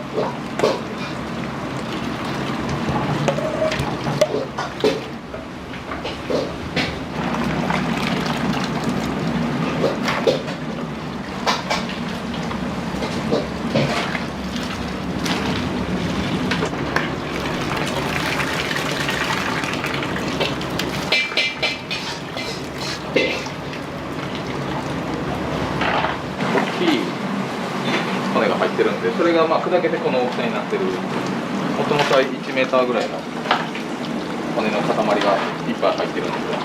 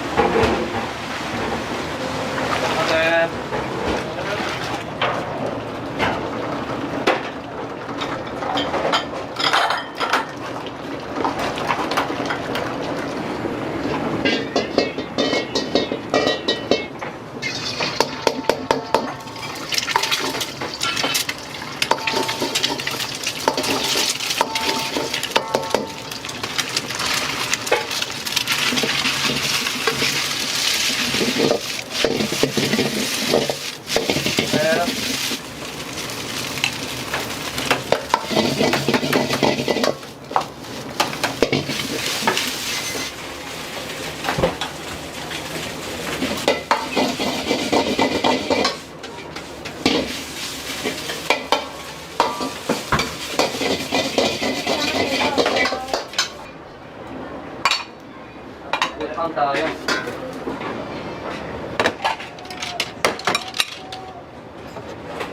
い、半チャーハンです。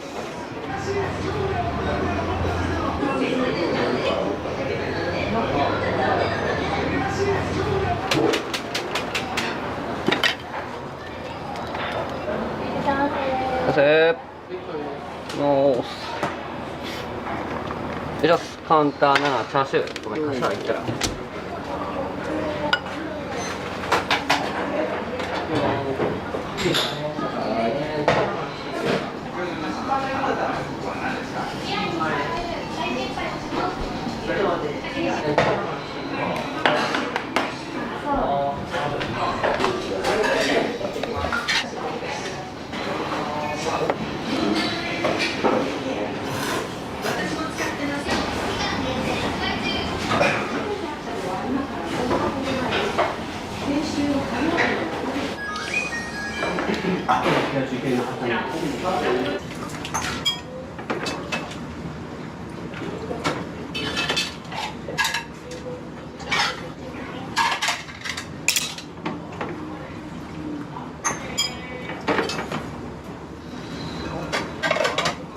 ただいま。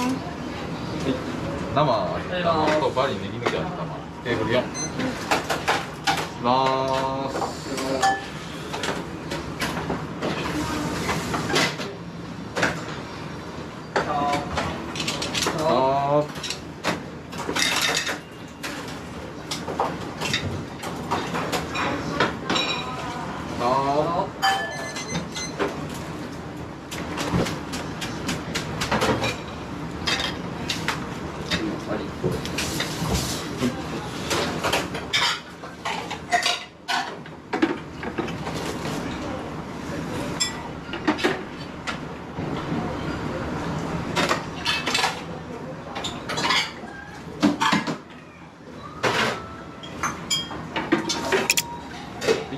両方バリテーブル4餃子増しです。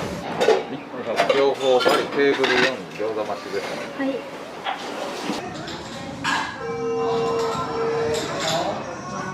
朝9時に出てこれを食べに。今日ははい。味玉ラーメンの方をちょっと生やろ。その生を一瞬だけやと思います。茹でる時間が。私らはもう普通に豚骨のバリ方で味玉の味玉でバリ方でね。やっぱ片面の方が美味しいと思うので。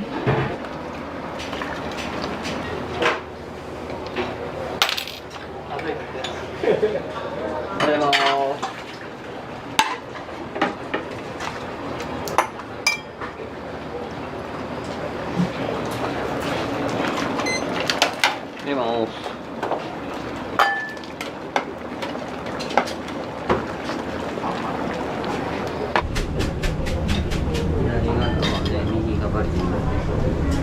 新規ランチ小1お願いします。生味玉とバリネギ抜き味玉テーブル4。バリカタンですね。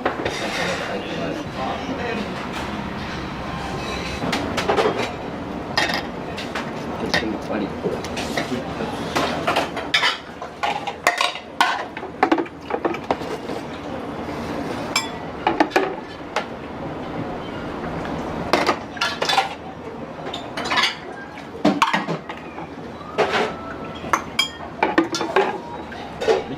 両方バリテーブル4餃子増しです。はい。はい。バリカタンで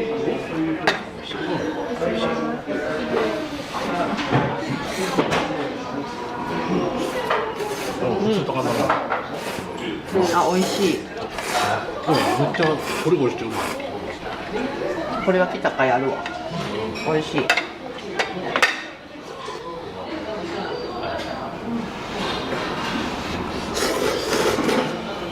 生はどうですか？生麺はコリコリして麺とよく絡んでるからすごい美味しいですね。あ、すいません。替え玉の生が2つにバリカタが1つ。生です。生はい、これ生です。失礼します。はい、生。はい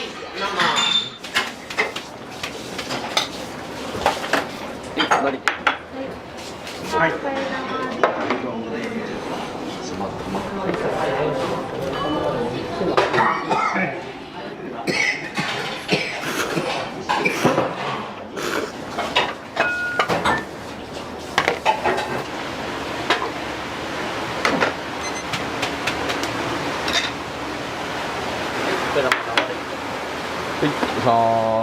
針金ネギ塩味玉と味玉です。自らの SNS の写真、デザインのことがいろんな職業で卒業したと発表しました。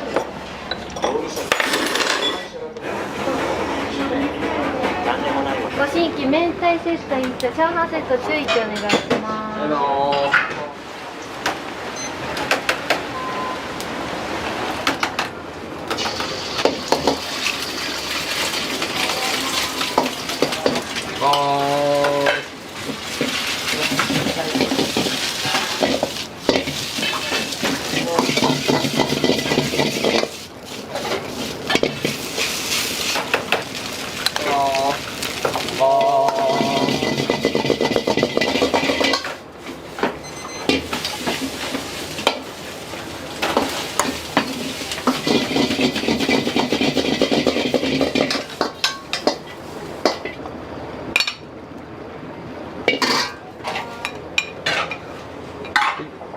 テーブルさんチャーハン中。失礼します。チャーハンすごい。はい、明太子です。明太子飯。明太子飯。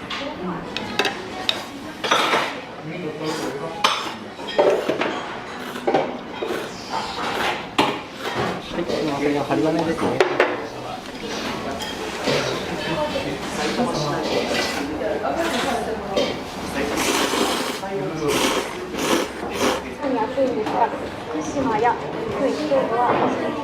めちゃくちゃ美味しかったです。あっさりしてでも味深いし、うまい。硬さはまあ生って書いてあるけど、まあ全然コリコリっていうか最高やった。一度みんな来てほしいぐらいの。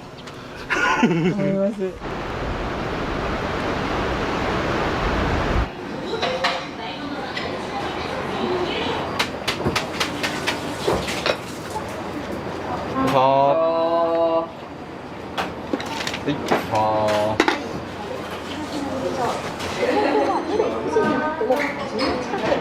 福岡で食べる長浜ラーメンぐらい美味しいん違う。いつも何頼まれるんですか？味玉ラーメン、高菜トッピング、高菜トッピング。博多ぐらいかなとは思ったりはします。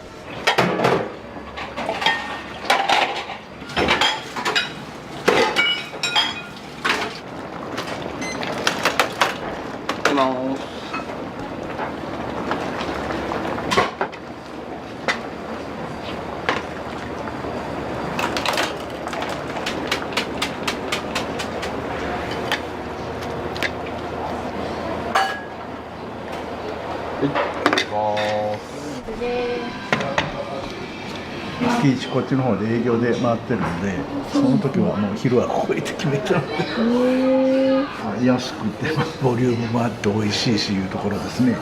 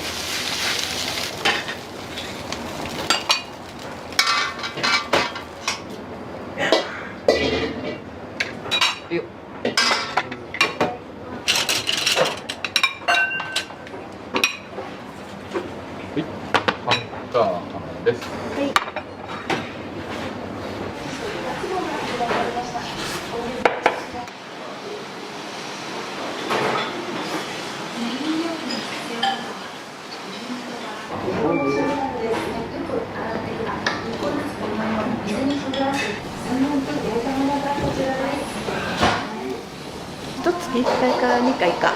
そうなんです。失礼します。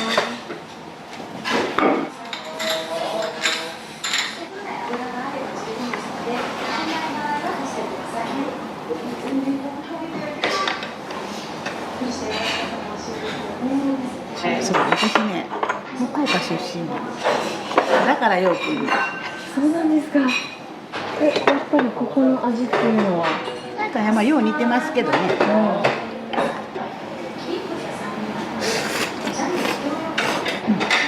味しいです。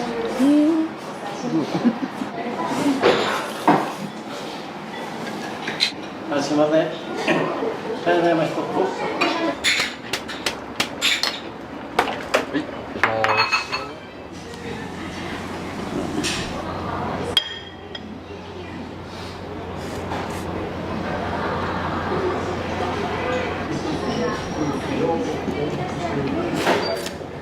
いっぱい食べられますね。美味しいよね。通う理由は懐かしいからかな。一月に行ってなかったら、あ、行ってないねって言うてくるね。あ、そうなんですよ。ありがとうございます。よくね、九州に遊びに行ってたの、お友達がみんな向こうやから、コロナでね、ここ3年行ってないの。その分こっちには来るかなっていう感じで。やっぱ豚骨よね。その硬さが麺によってこういろいろあるけどね。私はもう普通、ごく普通。ありがとうございます。豚骨ラーメンの割り方で。味玉ラーメンで豚骨バリーと味玉一丁お願いします。洋食でも働いてますけど、チーズとか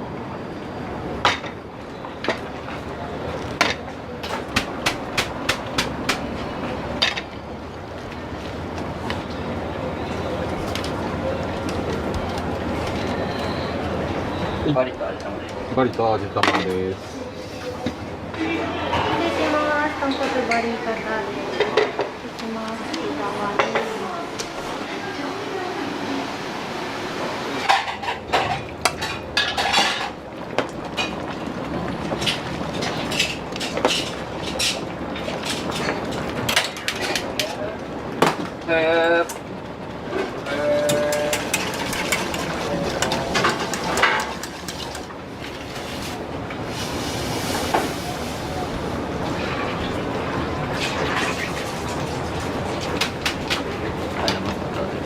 肩です。口に塩味玉。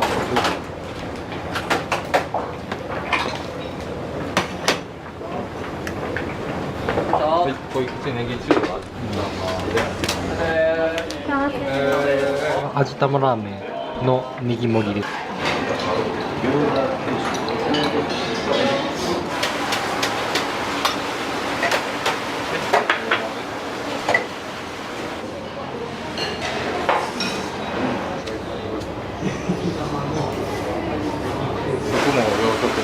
和食も洋食も。やりました。そうですね、最後があります。なんでラーメン？お客さんの数が多いんで、安い値段で多くの人にこう喜んでもらえるとか、そういうのがまあ魅力的かなっていう。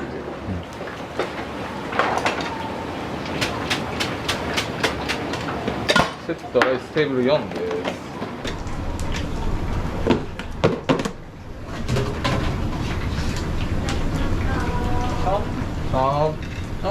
テーブル4、味玉豚骨で、チャーハンから揚げ増しです。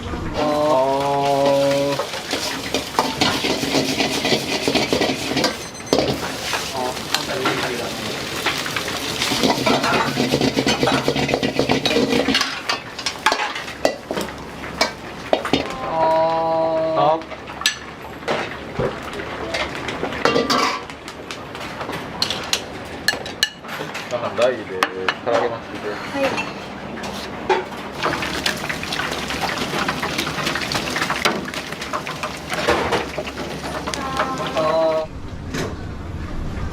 唐揚げです。テーブル1、味玉と豚骨で上がりです。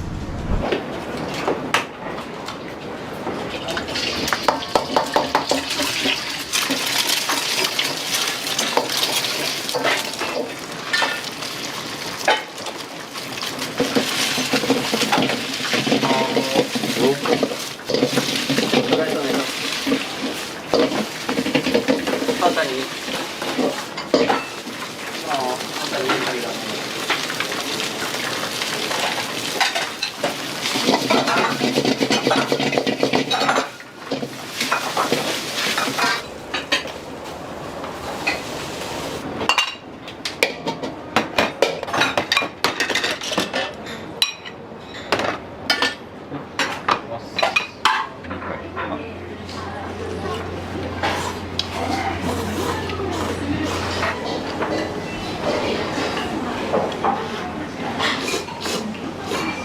昔から変われへん味がな。まあでもラーメン食べたい言ったらやっぱりないろんな味があるやん。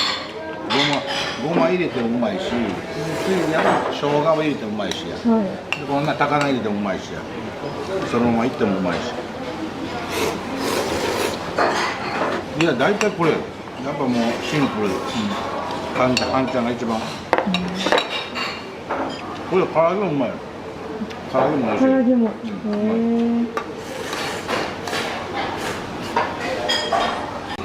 魚入れてうまい。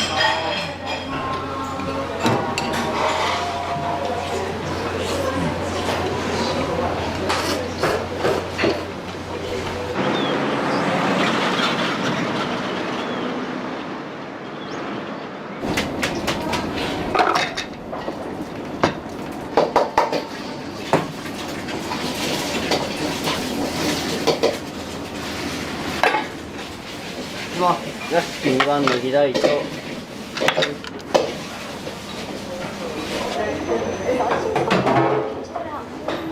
これはチャーシューにネギ大盛りトッピングです。